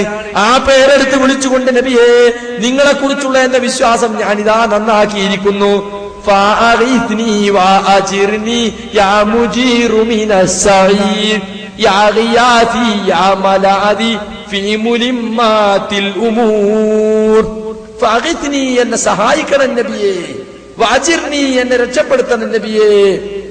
കണ്ടോ, ഫഅഗിത്നി വഅജിർനി യാ മുജീറു മിനസ്സഈരി, കത്തിക്കരിയുന്ന നരകത്തിൽ നിന്നും രക്ഷപ്പെടുത്തുന്നവരെ. തീർന്നില്ല. യാ മുജീറു മിനസ്സഈർ, പിന്നെ യാ ഗിയാതി, എന്റെ സഹായമേ, യാ മലാദി, എന്ന അഭയസ്ഥാനമേ, ഫീ മുലിമ്മാത്തിൽ ഉമൂർ, വിഷമകരങ്ങളായ കാര്യങ്ങൾ ഉണ്ടാകുമ്പോൾ എനിക്ക് അഭയം നൽകുന്ന കേന്ദ്രമേ എന്ന് റസൂലുള്ളാഹിനെ വിളിക്കുകയാണ്. കണ്ട നിങ്ങള്? അപ്പോ ഇവിടെ ആരാപ്പ അബ്ദ്, ആരാണ് റബ്ബ്? മുഹമ്മദ് നബിയെ റബ്ബിന്റെ സ്ഥാനത്തേക്ക് ഉയർത്തിയിട്ട് മൗലൂദ് ഓതുന്നവൻ റസൂലുള്ളാഹിന്റെ അടിമയായി. ഇത് പറഞ്ഞപ്പോ ചില സഖാഫികൾ പറഞ്ഞു റസൂലുള്ളാഹിക്ക് അടിമ ഉണ്ടായിരുന്നു, റസൂലുള്ളാഹിന്റെ കാലത്ത് അടിമ സമ്പ്രദായം ഉണ്ടായിരുന്നു, സയ്യിദ് ബിൻ ഹാരിസ റസൂലിന്റെ അടിമയായിരുന്നു. ഇത് സയ്യിദ് ബിൻ ഹാരിസയുടെ മൗലൂദ് അത് തന്നെ. നിങ്ങളെ ബാല്യക്കാരനായ ഞാൻ എന്നിട്ട് നബിന്റെ മുഖത്ത് നോക്കി പറഞ്ഞ വ്യക്താണ് അത്. ഇത് എത്രയോ കാലം കഴിഞ്ഞിട്ട് ഏതോ ഒരു ഖുറാബി എഴുതിക്കുട്ടിണ്ടാക്കിയതല്ലേ ഷറഫലന മൗലിദ്. 1400 കൊല്ലം മുമ്പ് ജീവിച്ച റസൂലുള്ളാഹിക്ക് ഇന്നിവിടെ കോഴിച്ചനമലും രാമനാട്ടിയും കോഴിക്കോട് അടിമ ഉണ്ടാവുമോ? എന്തായി പറയുന്നത്? അത് ആ അർത്ഥത്തിലുള്ള ലൗകിക അർത്ഥത്തിലുള്ള അടിമത്തമല്ല. അലൗകിക അർത്ഥത്തിലുള്ള അബ്ദ് തന്നെയാണ് അവിടെ പറഞ്ഞിട്ടുള്ളത്. അങ്ങനെ അബ്ദ് എന്ന് പറയരുത് എന്ന് പറഞ്ഞിട്ടുണ്ട് സാധാരണ അടിമക്ക്. അവിടെ ഫതാത്തി, എന്റെ ബാല്യക്കാരൻ, എന്റെ ബാല്യക്കാരത്തിനെ പറയാവൂ. എന്റെ അടിമ, എന്റെ ദാസി എന്ന് നിങ്ങൾ പറയാൻ പാടില്ല. അപ്പൊ ആ അടിമയല്ല ഇവിടെ ഉദ്ദേശം. യഥാർത്ഥത്തിൽ 1400 കൊല്ലത്തിന് ശേഷം ഇവിടെ ചെന്ന് സാധാരണ അർത്ഥത്തിലുള്ള അടിമയാണ്. അള്ളാന്റെ അടിമ പോലെ റസൂലിന്റെ അടിമ. റസൂലിന് അടിമ ഉണ്ടാകണമെങ്കിൽ റസൂല് റബ്ബാകണ്ടേ? ഇവനതാക്കിയിട്ടുണ്ട്. മഹമൂദ് മാല എന്ന് പറഞ്ഞിട്ട് സെബീനയിൽ ഒരു മാലുണ്ട്. റസൂൽ താനെ പ്രശംസിക്കാൻ വേണ്ടി എഴുതി കൂട്ടിയതാണ്. ആരാ ഉണ്ടാക്കിയെന്ന് ചോദിക്കരുത്. ഒന്നിനും അഡ്രസ് ഇല്ലാത്തപ്പോ പിന്നെ ഇതിന് അഡ്രസ് ഉണ്ടാവില്ലല്ലോ. മീമറ്റ അഹ്മദും ഞാനെന്ന് ചൊന്നോവർ, വീണ്ടും അയിനാറ്റ് അറബി ഞാനെന്നോവർ. മീമറ്റ അഹമ്മദ് ഞാനാണ് എന്ന് റസൂല് പറഞ്ഞു. അഹമ്മദ് എഴുതിട്ട് മീമ അങ്ങോട്ട് വായിച്ച അഹദ്, അറബി എഴുതിട്ട് അയിനങ്ങോട്ട് വായിച്ച ഫത്തവും കസൂറൊന്നും ഉണ്ടാവില്ലല്ലോ. അപ്പൊ റബ്ബ് എന്നാ പിന്നെ വായിക്കുക. അപ്പൊ ഞാൻ അഹദാണ്, ഞാൻ റബ്ബാണെന്ന് നബി സല്ലല്ലാഹു അലൈഹി വസല്ലം തന്നെ കുറിച്ച് പറഞ്ഞു എന്ന് മഹമൂദ് മാലക്കാരൻ അവകാശപ്പെടുകയാണ്. ഇതിനേക്കാളും വലിയ ഹിമാലയം നുണുണ്ടോ? റസൂലുള്ളാഹി സ്വല്ലല്ലാഹു അലൈഹി വസല്ലം അങ്ങേയറ്റത്തെ വിനയം കാണിച്ചിരുന്ന വ്യക്തിയാണ്. ഞാൻ നേരത്തെ പറഞ്ഞില്ലേ, നിങ്ങൾ എന്നെ പ്രശംസിക്കല്ലേ, ഈസാ നബിയെ കുറിച്ച് പ്രശംസിച്ചതുപോലെ നിങ്ങൾ എന്നെ പ്രശംസിക്കല്ലേ. അതിനാണ് ബൂസീരിക്കാരൻ പറഞ്ഞത് ആ വാക്ക് മാത്രം നിങ്ങൾ പറയല്ലോ. എന്ത് ക്രിസ്ത്യാനികൾ പറഞ്ഞത്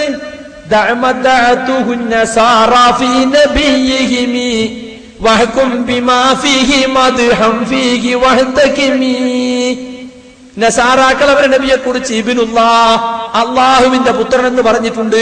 അത് നിങ്ങൾ പറയല്ല കേട്ടോ. അതല്ലാത്ത മദ്ഹ് എന്ത് വേണമെങ്കിലും പറഞ്ഞോളൂന്നാ. അങ്ങനെയാണ് അപ്പൊ പറഞ്ഞിട്ടുണ്ട്. അതിനനുസരിച്ച് പല മദ്ഹുകളും മൂപ്പരെന്നെ പറഞ്ഞിട്ട്. അപ്പൊ ഇബ്നുല്ലാഹ് എന്ന് മാത്രം പറയില്ല. ഇപ്പൊ ചില മുസ്ലിയാക്കന്മാർ പറയലുണ്ട്, അബൂജഹലും മുത്തുബത്തും ശൈബത്തും ഒക്കെ മക്കളുള്ള അള്ളാഹുവിൽ വിശ്വസിച്ചിരുന്ന് ഞങ്ങൾ അങ്ങനെ വിശ്വസിക്കുന്നില്ല. നിങ്ങൾ അതിന് രക്ഷപ്പെട്ടു, അൽഹംദുലില്ലാഹ്. ഒരു ശിർക്കെന്ന് കഴിച്ചിലായി എന്നല്ലാതെ അതുകൊണ്ട് നിങ്ങൾ ചെയ്യുന്ന ശിർക്കല്ലാതാവോ? കുട്ടികളുള്ള അല്ലാഹുവിലാണ് അവർ വിശ്വസിച്ചത്, ഞങ്ങൾ കുട്ടികളില്ലാത്ത അല്ലാഹുവിനെ വിശ്വസിച്ച്. നിങ്ങൾക്ക് ആ വിശ്വാസത്തിൽ രക്ഷപ്പെട്ടു എന്നല്ലാതെ ഇവർ ചെയ്യുന്നത് ശിർക്കല്ലാത്തതുകൊണ്ട് കിട്ടുമോ? അപ്പൊ സുഹൃത്തുക്കളെ, ഈ തരത്തിൽ മുസ്ലിം സമുദായത്തിൽ നിലനിൽക്കുന്ന ശിർക്കിനൊക്കെ ന്യായീകരിക്കുക മാത്രമല്ല, റസൂലുള്ളാഹി സ്വല്ലല്ലാഹു അലൈഹി വസല്ലം റസൂലുള്ളാഹ് എന്നുള്ള നിലപാടിൽ നിന്ന് മാറിയിട്ട് റസൂലുള്ളാഹിനെ എന്തൊക്കെയോ ആക്കിയിട്ടുണ്ട്. നബിയെ കൊണ്ടാണ് എല്ലാ കെട്ടിക്കുടുക്കുകളും തീരുന്നത്. നാരിയ സലാത്തിൽ അങ്ങനെയാണല്ലോ പറയുന്നത്, തൻഹല്ലു ബിഹിൽ ഉഖദ്, അല്ലേ, വതൻഫരിജു ബിഹിൽ ഖുറബ്, എല്ലാ പ്രയാസങ്ങൾക്കും മോചനം ലഭിക്കുന്നത് നബിയെ കൊണ്ടാണ്. വതുഖ്ലാ ബിഹിൽ ഹവായിജു, എല്ലാ ആവശ്യങ്ങളും നിർവഹിക്കപ്പെടുന്ന നബിയെ കൊണ്ടാണ്. ആവശ്യങ്ങളൊക്കെ നിർവഹിക്കാൻ കഴിയുന്നവനെ സംബന്ധിച്ച് സ്വമദ് എന്നാ ഖുർആൻ പ്രയോഗിച്ചത്. അല്ലാഹു സമദാണെന്ന് പറഞ്ഞ സ്വമദിന് അർത്ഥം എന്താ അറിയോ? അൽ മഖ്സൂദു ഫിൽ ഹവായിജീന, ആവശ്യങ്ങളുള്ള സമയത്ത് ലക്ഷ്യമാക്കപ്പെടുന്നവൻ. അൽ മുസ്തഗാസു ഇൻദ റഗായിബി, ആഗ്രഹങ്ങളുള്ള സമയത്ത് സഹായം തേടപ്പെടുന്നവൻ, അവനാണ് സ്വമദ്. അത് അള്ളാഹു മാത്രമാണ് സ്വമദ് എന്നാണ് മക്കത്തെ മുശ്രിക്കുകളും വിശ്വസിച്ചിരുന്നത്. അപ്പൊ ആ സ്ഥാനത്തേക്ക് റസൂലുള്ളാഹി സ്വല്ലല്ലാഹു അലൈഹി വസല്ലമയെ ഈ നാരിയത്ത് സലാത്തുകാരൻ ഉയർത്തിയെ നമുക്ക് കാണാൻ സാധിക്കും. കുല്ലാ അംലികു ലിനഫ്സി നഫഅൻ വലാ ളറൻ ഇല്ലാ മാ ശാ അല്ലാഹ്, അള്ളാഹു ഉദ്ദേശിച്ചല്ലാതെ എന്റെ ശരീരത്തിന് തന്നെ എന്തെങ്കിലും ഉപകാരമോ ഉപദ്രവമോ ഞാൻ ഉടമയാക്കുന്നില്ല എന്ന് ജനങ്ങളോട് പറയാൻ വേണ്ടി ഖുർആൻ മുഹമ്മദ് മുസ്തഫ സല്ലല്ലാഹു അലൈഹി വസല്ലമയോട് കൽപ്പിക്കുകയാണ്. വലൗ കുന്തു അഅലമുൽ ഗൈബ ലസ്തക്സർതു മിനൽ ഖൈരി വമാ മസ്സനി യസൂ ഇൻ അന ഇല്ലാ നദീറുൻ വബശീറുൻ ലിഖൗമിൻ യുഅ്മിനൂൻ.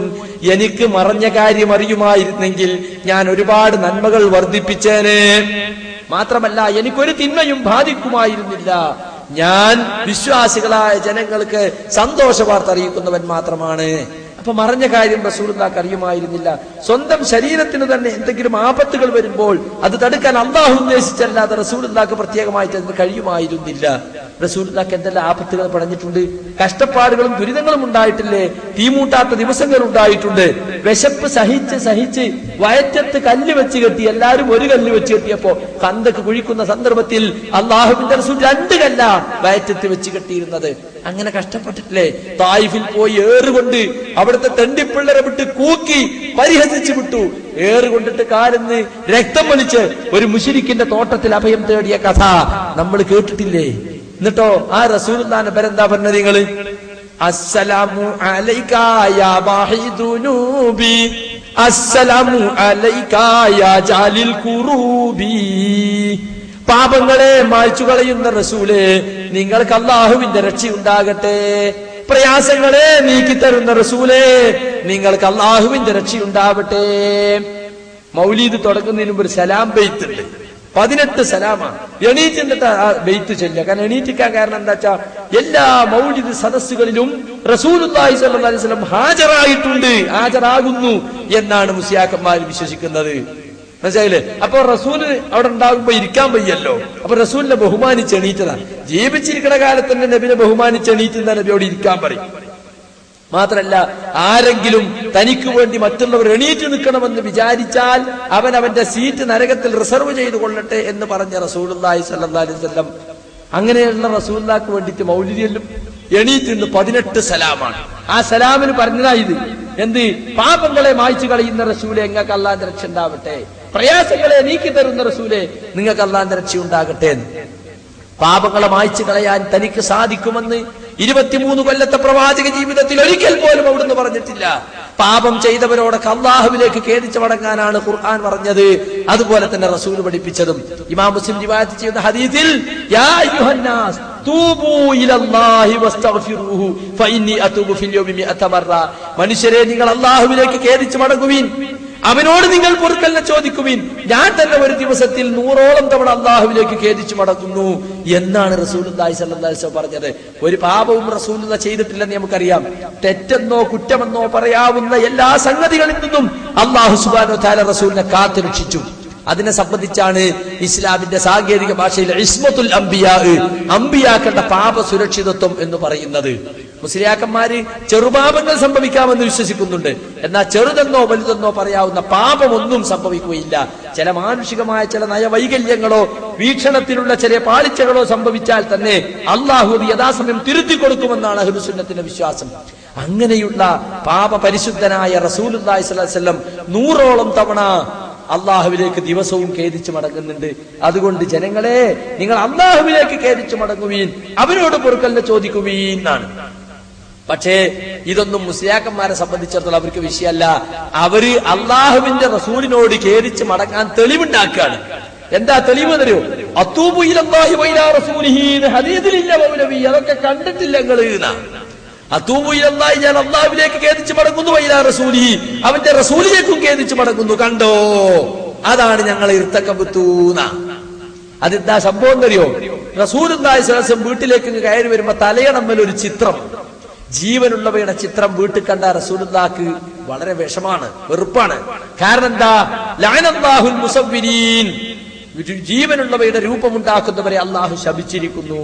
അവ ചിത്രങ്ങളും രൂപങ്ങളും ഉണ്ടാക്കുന്ന റസൂലുള്ളാഹിക്ക് ഇഷ്ടമുണ്ടായിരുന്നില്ല. അതുകൊണ്ട് റസൂലുള്ളാഹി അതിനെ എതിർത്തു.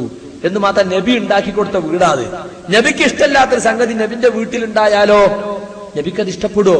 അപ്പൊ നബി പകച്ചു നിന്നു.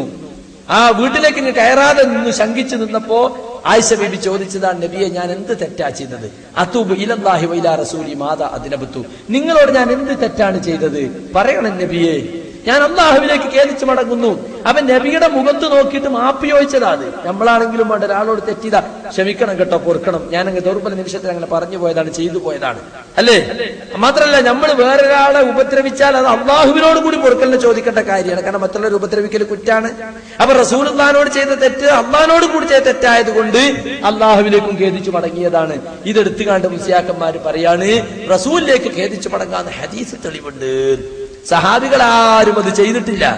സുബ്ഹാന മൗലിദ് കാണാം. യാ മൻ തമാദാ വജ്തറം തുബ്വതരിഫ് വർജുൽ കറം വലുദ് ബിമൻ ഹലൽ ഹറം വനൂറുഹു അമൽ ബിലാദ്.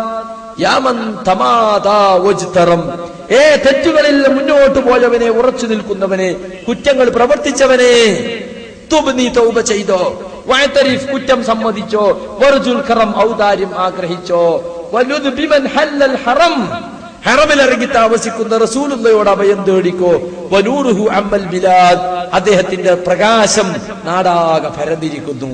കണ്ട, റസൂലുള്ളാഹിനോട് തൗബ ചെയ്യണം, അള്ളാഹിനോട് തൗബ ചെയ്യണമെന്നല്ല. എവിടേക്കായി പോകുന്നത്? നല്ല ഊതുബത്തി കത്തിച്ചു വെച്ച് മുസല്ല വിരിച്ച് ഒന്നുണ്ടാക്കി തലയിൽ ടവലൊക്കെ ഇട്ട് ബഹുമാനത്തിൽ ഇരുന്നിട്ട് നല്ല സദ്യയൊക്കെ ഉണ്ടാക്കി ഉസ്താദിനെ വിളിച്ചിട്ട് ചൊല്ലുകയും ചെയ്യുന്ന സാധന അത്.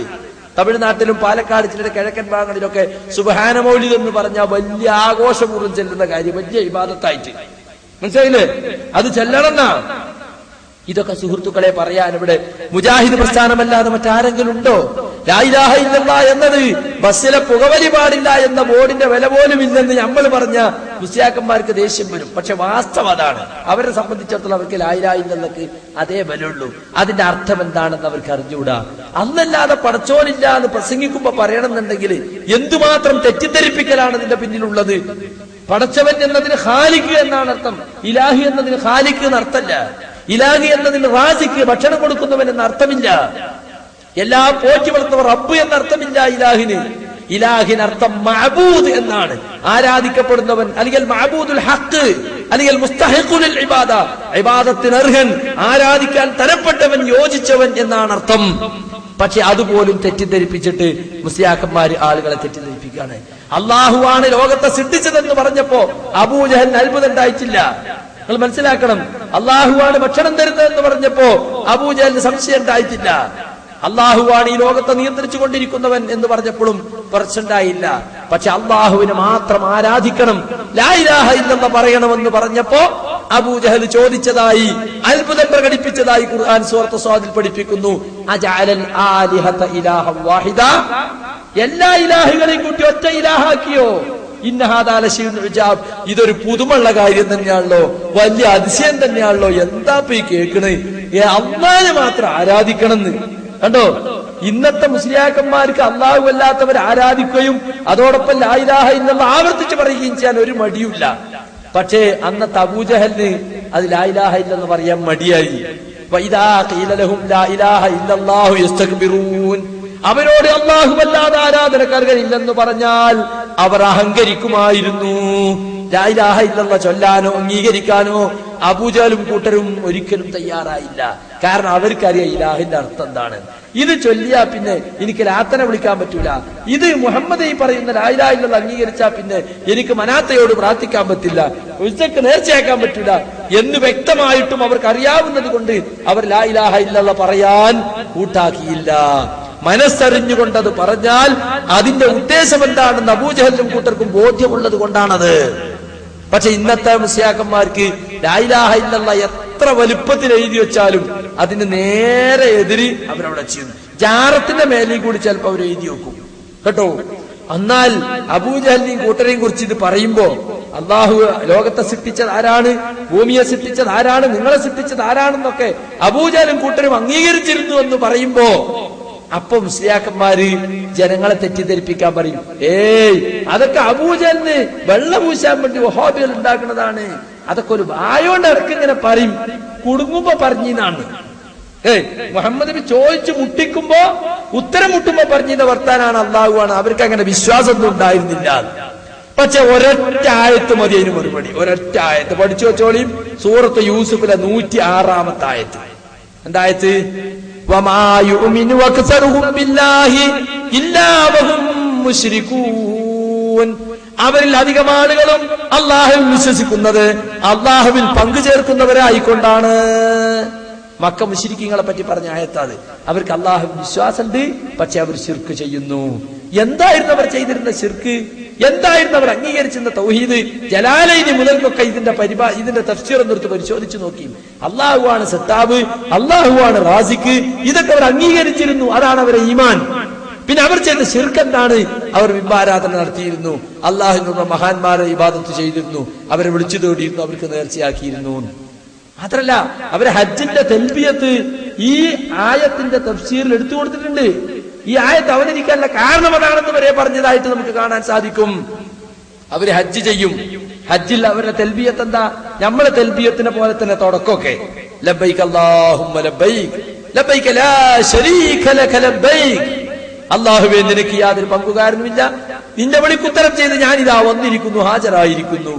എന്നിട്ട് പിന്നെന്താ പറഞ്ഞറിയോ? ഇല്ലാ ശരീകൻ, ഒരു പങ്കുകാരനുണ്ട് നിനക്ക്. ആ പങ്കുകാരൻ ഹുവ ലക, അവൻ നിന്റേതാണ്. ആ പങ്കുകാരൻ നിന്റെ കീഴിലും അധീനത്തിനുമുള്ളവനാണ്. തംലികുഹു, അവനെ നീ ഉടമപ്പെടുത്തുന്നു പടച്ചവനെ. വമാ മലക, അവനെ മാത്രമല്ല അവൻ എന്തിനെയൊക്കെ ഉടമപ്പെടുത്തുന്നുവോ അതിന്റെ ഉടമസ്ഥനും റബ്ബും നീയാണ്, അതിന്റെ മാലിക്കും നീയാണ്. അപ്പൊ അള്ളാഹുവിന്റെ കീഴിലും അധീനത്തിലുമുള്ള ചില പങ്കുകാരുണ്ടെന്ന് അവർ പ്രഖ്യാപിക്കുന്നതായിട്ടാണ് ഇമാം മുസ്ലിം കിതാബുൽ ഹജ്ജിൽ ഉദ്ധരിച്ചിട്ടുള്ള അവരുടെ ഈ തൽബിയത്തിനെ സംബന്ധിച്ചുള്ള ഹദീസ് പഠിപ്പിക്കുന്നത്. ലബ്ബൈക അല്ലാഹുമ്മ ലബ്ബൈക ലബ്ബൈക ലാ ശരീക ലക ലബ്ബൈക എന്ന് കേട്ടപ്പോൾ റസൂൽ ഖദിൻ അവിടെ നിർത്തു മതി. പക്ഷെ അവര് നിർത്തുന്നില്ല. അവരതിന്റെ അപ്പുറത്തേക്ക് കടന്നിട്ട് അവരെന്ത് പറയുന്നു? ഇല്ലാ ശരീകൻ ഹുവ ലക എന്ന് പറയുകയാണ്. അപ്പൊ ഒരൊറ്റ ആയത്ത് കൊണ്ട് തന്നെ അവരങ്ങനെ വെറുതെ പറഞ്ഞതല്ല, അതവരെ വിശ്വാസത്തിന്റെ ഭാഗമായിരുന്നുവെന്ന് ഹദീസുകളിൽ നിന്ന് നമുക്ക് മനസ്സിലാക്കാൻ സാധിക്കും, തഫ്സീറുകളിൽ നിന്ന് മനസ്സിലാക്കാൻ സാധിക്കും.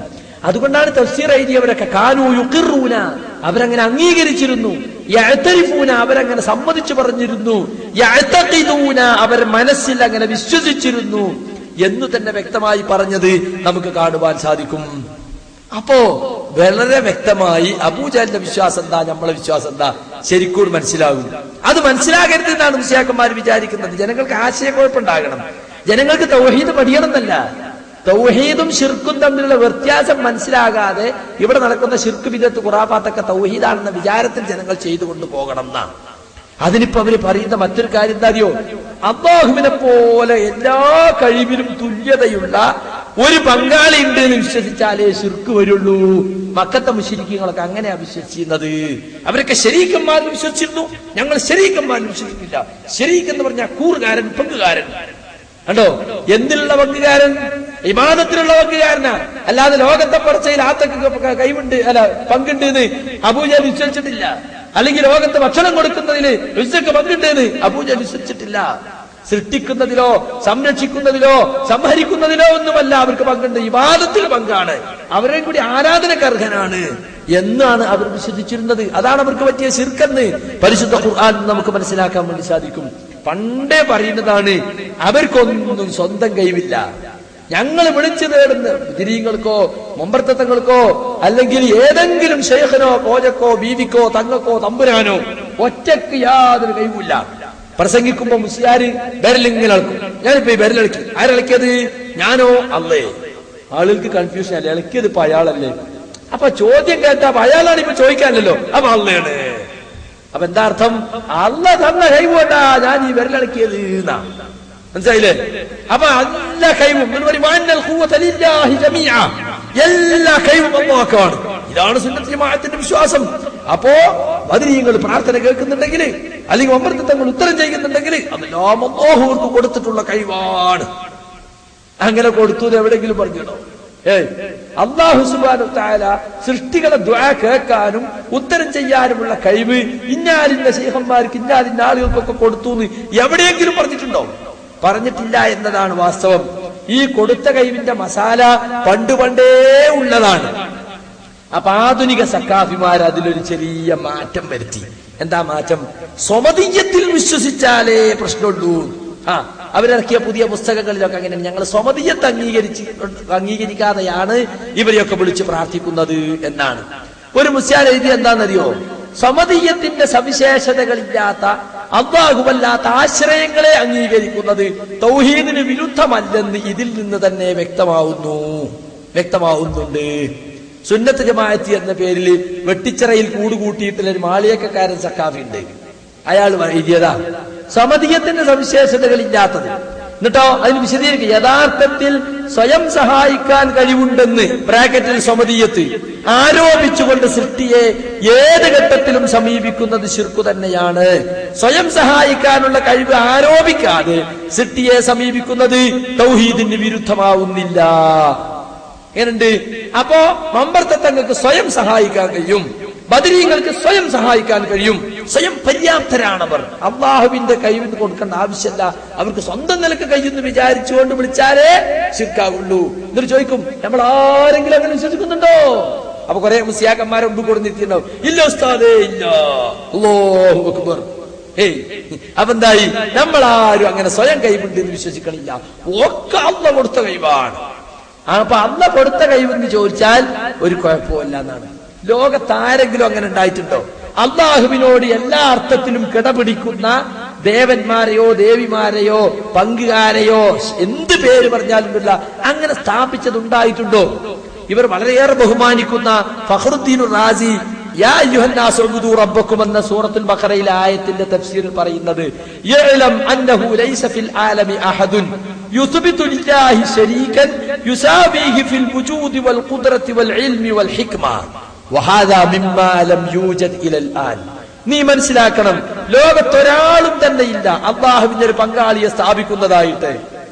ആസ്തിക്യത്തിൽ അള്ളാഹുവിനോട് കടപിടിക്കുന്ന സമനാകുന്ന, അതുപോലെ തന്നെ ഖുദ്റത്തിൽ കഴിവിൽ അള്ളാഹുവിനോട് സമനാകുന്ന, വിജ്ഞാനത്തിൽ അറിവിൽ ഇതിലൊക്കെ അള്ളാഹുവിനോട് സമനാണെന്ന സമത്വം ഉണ്ടെന്ന് വിചാരിക്കുന്ന ഒരു പങ്കുകാരനെ ലോകത്തൊരൊറ്റ മുശ്രിക്കും ഒരു കാലത്തും സ്ഥാപിച്ചിട്ടില്ല. ഈ കാലം വരെയും അത് ഉണ്ടായിട്ടില്ല എന്ന് അദ്ദേഹത്തിന്റെ കാലം വരെ അത് ഉണ്ടായിട്ടില്ല എന്നാണ്. അപ്പൊ അള്ളാഹുവിന് എല്ലാ അർത്ഥത്തിലും തുല്യതല്ല, അങ്ങനത്തെ ഒന്നും ഉണ്ടായി തന്നെയല്ല. ചില ആളുകൾ ചോദിക്കും ഫലാ തജഅലൂ ലില്ലാഹി അന്താദൻ തന്നെ, നിങ്ങൾ അള്ളാഹുവിന്റെ സമന്മാരെ സ്ഥാപിക്കരുത്. അപ്പൊ അവര് സമന്മാരെ സ്ഥാപിച്ചു എന്നല്ലേ? അല്ല, തഫ്സീറിൽ എടുത്തു നോക്കി അവിടെ അന്താദെന്ന് ഉപയോഗിച്ചത് ആലങ്കാരിക അർത്ഥത്തിലാണ് അവർ പറയുന്നത്. കാരണം എന്താ, അള്ളാഹുവിനോട് എതിരിടാൻ കെൽപ്പുള്ള, അള്ളാഹുവിനെ തോൽപ്പിക്കാനോ തകർക്കാനോ കഴിയുന്ന ഒരു പങ്കാളിയിലും ഒരൊറ്റ മുശ്രിക്കും വിശ്വസിച്ചിട്ടില്ല. പക്ഷെ അള്ളാഹുവിനെ തകർക്കാനും അള്ളാഹുവിനെ എതിർക്കാനും കഴിവുണ്ടവരെന്ന് തോന്നിപ്പിക്കുന്ന തരത്തിലാണ് ഇവർ ആരാധനയും പെരുമാറ്റവും ഒക്കെ. അതുകൊണ്ട് ആ അർത്ഥത്തിൽ പ്രയോഗിച്ചതാണ്. അവർ യഥാർത്ഥത്തിൽ അന്താദെന്ന് വിശ്വസിച്ചത് കൊണ്ടല്ല, അന്താദിനോട് പെരുമാറുന്നത് പോലെ പെരുമാറുന്നത് കൊണ്ട് അങ്ങനെ പറഞ്ഞതാണെന്ന് പള്ളി ദർസിൽ ഓതുന്ന തഫ്സീറുകളിൽ പോലും പറഞ്ഞത് നമുക്ക് കാണുവാൻ സാധിക്കും. അപ്പൊ മക്കത്തെ ബഹുദൈവ വിശ്വാസികൾ ചെയ്തിരുന്ന ശിർക്കെന്താണ് എന്ന് പരിശോധിക്കേണ്ടി വരുന്നത് ഇതുകൊണ്ടാണ്. മക്കത്തെ അബൂജഹലും കൂട്ടരും വിളിച്ച് പ്രാർത്ഥിച്ചിരുന്ന ലാത്തക്കോ ഉസ്സക്കോ അല്ല കൊടുക്കാത്ത സ്വതന്ത്ര കഴിവുണ്ടായിരുന്നോ?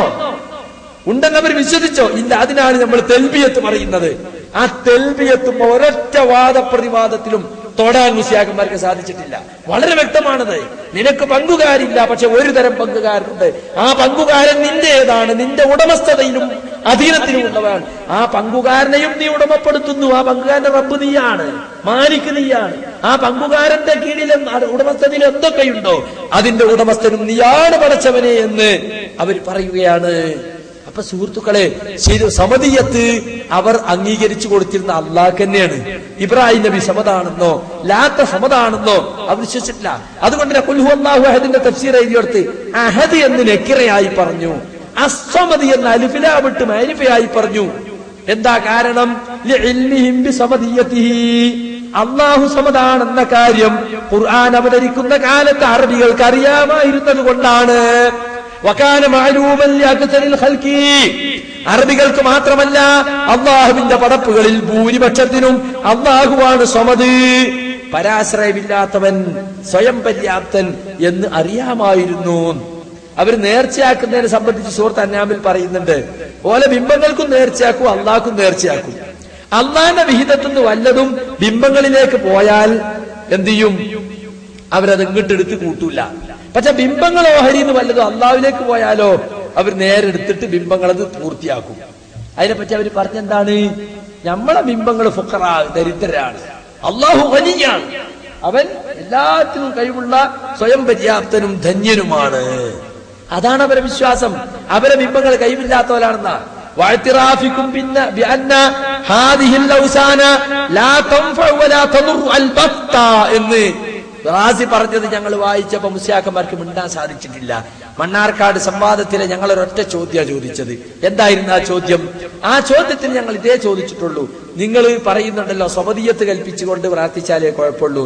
ഖുർആൻ അവതരിക്കുന്ന കാലഘട്ടത്തിൽ അറബികൾ അവർ വിളിച്ചു പ്രാർത്ഥിച്ചിരുന്ന മഹാന്മാർക്ക് സമദിയത്ത് കൽപ്പിച്ചിരുന്നു എന്ന് ഏതെങ്കിലും ഒരു ആയത്ത് കൊണ്ടോ ഹദീസ് കൊണ്ടോ തെളിയിക്കാൻ നിങ്ങൾക്ക് സാധിക്കുമോ? സാധ്യമല്ല. എന്നിട്ട് അവർ റാസിയുടെ ഒരു ഇബാറത്ത് വായിച്ചു, തൻഫഉ വതദുറു വതശ്ഫഉ ബിഗൈരി ഇദ്നിഹി, അവ ഉപകാരം ചെയ്യും ഉപദ്രവം ചെയ്യും അനുമതി കൂടാതെ ശുപാർശ നടത്തും. ശുപാർശ എന്ന് പറഞ്ഞാൽ തന്നെ പോയില്ലേ കാര്യം. സ്വന്തം കൈമുണ്ടെങ്കിൽ പിന്നെ ശുപാർശന്റെ ആവശ്യമുണ്ടോ എന്ന് ഞങ്ങൾ തിരിച്ചു ചോദിച്ചപ്പോഴാണ് മുസ്ലിയാക്കന്മാർ മേപ്പിട്ട് വെക്കുന്നത്. അത് ശരിയാണല്ലോ. ശുപാർശ എന്ന് പറഞ്ഞാൽ എന്താ? ശുപാർശ അവരുടെ ദൈവങ്ങൾ പടച്ചോന്റെ അടുത്ത് ശുപാർശ ചെയ്ത് വാങ്ങിക്കൊടുക്കുന്ന ഹൗലായി ശുഫാഉനാ ഇൻദല്ലാഹ്, ഇവർ ഞങ്ങൾക്ക് അള്ളാഹിന്റെ അടുക്കലുള്ള ശുപാർശക്കാരാണ്. എപ്പോഴാ ശുപാർശ ചെയ്യാ? സ്വന്തം നിലക്ക് കഴിയാത്തോണ്ട് മേലുള്ളവനോട് പറഞ്ഞു വാങ്ങിക്കൊടുക്കുക. അപ്പോ ലാത്തക്കും മുസക്കും സ്വന്തം കഴിയൂല. പക്ഷെ അള്ളാഹിന്റെ അടുക്കൽ വലിയ സ്ഥാനമുള്ളവരാണെന്നാ വെപ്പ്. അതുകൊണ്ട് അള്ളാഹിനോട് പറഞ്ഞിട്ട് അള്ളാഹിന്റെ അടുക്കുള്ള സ്ഥാനവും അടുപ്പൊക്കെ വെച്ചിട്ട് വല്ലതും പേർക്ക് വാങ്ങിക്കൊടുക്കും. പോയില്ലേ സ്വയം കൈവിന്റെ മസാല, എവിടെയോ സമതിയത്ത് പറയാൻ അവർക്ക് സാധിച്ചില്ല എന്നതാണ് വാസ്തവം. അപ്പൊ സുഹൃത്തുക്കളെ, ലാ ഇലാഹ ഇല്ലല്ലാഹ് എന്നതിനെ അങ്ങേയറ്റം ദുർവ്യാഖ്യാനം ചെയ്തുകൊണ്ടാണ് മുസ്ലിയാക്കന്മാര് പ്രചരിപ്പിച്ചുകൊണ്ടിരിക്കുന്നത്. അത് മാറ്റിയെടുക്കാൻ മുജാഹിദ് പ്രസ്ഥാനം വീണ്ടും വീണ്ടും ആ കാര്യം ജനങ്ങളെ പഠിപ്പിച്ചുകൊണ്ടേയിരിക്കുകയാണ്. അവർ വിശ്വസിച്ചിരുന്ന അവസാനം സാധുക്കളായ ജനങ്ങളോട് പറയൽ എന്താണ്? അതൊക്കെ ബിംബങ്ങളെ പറ്റിയുള്ള ആയത്താണ്, അതൊന്നും നിങ്ങൾ ബേജാറാകണ്ട, ആ ആയത്തൊന്നും ഞമ്മക്ക് സമസ്തക്കാർക്ക് ബാധകല്ലാന്ന. ബിംബങ്ങളെ പറ്റിയുള്ള ആയത്താണ്. എന്താ ഈ ബിംബം എന്ന് പറഞ്ഞാ? ബിംബം എന്ന് പറഞ്ഞാൽ കൂണുപോലെ മുളച്ചു വന്ന അല്ലാതെ ഞാൻ സാധാരണ പറയലുണ്ട്. കാരണം എന്താ? ഇന്നഹും വലഉ ഹാദിഹിൽ അസ്നാമ വല്ലൗസാന അലാ സുവരി അംബിയാഇഹിം വഅകാബിഹിം, പ്രവാചകന്മാരുടെയും അതുപോലെ തന്നെ മഹാന്മാരുടെയും രൂപങ്ങളിൽ ആളുകൾ സ്ഥാപിച്ചതാണിത്. വെറുതെ പൊട്ടിമുളച്ചതല്ല. ഏതെങ്കിലും മഹാൻ മരിച്ചാൽ, പ്രവാചകൻ മരിച്ചാൽ അയാളുടെ രൂപം ഉണ്ടാക്കി ജനങ്ങൾ വെക്കുകയാണ്. വസഅമു, എന്നിട്ട് അവർ വാദിക്കുകയും ചെയ്യും, അന്നഹും മതസ്തഗലു ബിഇബാദത്തി ഹാദിഹി തമാസീൽ, ഈ ബിംബങ്ങൾക്ക് പ്രതിഷ്ഠകൾക്ക് ഇബാദത്ത് എടുക്കുന്നതിൽ നമ്മൾ മുഴുകുമ്പോഴൊക്കെയും ഫൈനഉലായികൽ അകാബിറ തകൂനു ശിഫാഅലഹും ഇൻദല്ലാഹ്, ഈ ബിംബം കല്ല് അല്ലെങ്കിൽ മരം കൊണ്ടുണ്ടാക്കിയതാണ്. പക്ഷെ അത് വെറും ഒരു കല്ലല്ല, ഒരു മഹാന്റെ പ്രതീകമാണ്. ആ മഹാനെ പ്രതിദാനം ചെയ്യാണ്. അല്ലെങ്കിൽ പിന്നെ കല്ലിന് എന്താ അർത്ഥമുള്ളത്? അപ്പൊ ആ മഹാൻ കേൾക്കും, ആ മഹാൻ കാണും എന്ന വിചാരത്താലാണത്. അവർക്ക് ഇബാദത്തെടുത്താൽ ആ മഹാൻ നാളെ പരലോകത്ത് നമുക്ക് അള്ളാഹിന്റെ അടുക്കൽ ശുപാർശ ചെയ്യും. എന്നിട്ട് പറയാണ് വനളീറുഹു ഫീ ഹാദ സമാൻ, ഇതിനു സമം തന്നെയാണ് ഈ കാലഘട്ടത്തിൽ ചില ആളുകൾ ഇസ്തിഗാലു കസീരിൻ മിനൽ ഖൽഖി, അല്ലാഹുവിന്റെ പടപ്പുകളിൽ ഒരുപാട് ആളുകൾ ഏർപ്പെട്ടിട്ടുള്ളത്. എന്ത്? ബിതഅലീമി ഖുബൂരിൽ അകാബിരി, മഹാന്മാരെ ഖബറുകളെ ബഹുമാനിക്കുന്നതിൽ ഏർപ്പെട്ടിട്ടുണ്ട് ഈ കാലഘട്ടത്തിൽ. അത് ബിംബാരാധനക്ക് തുല്യം തന്നെയാണ്. എന്താണ് അവരുടെ വിശ്വാസം?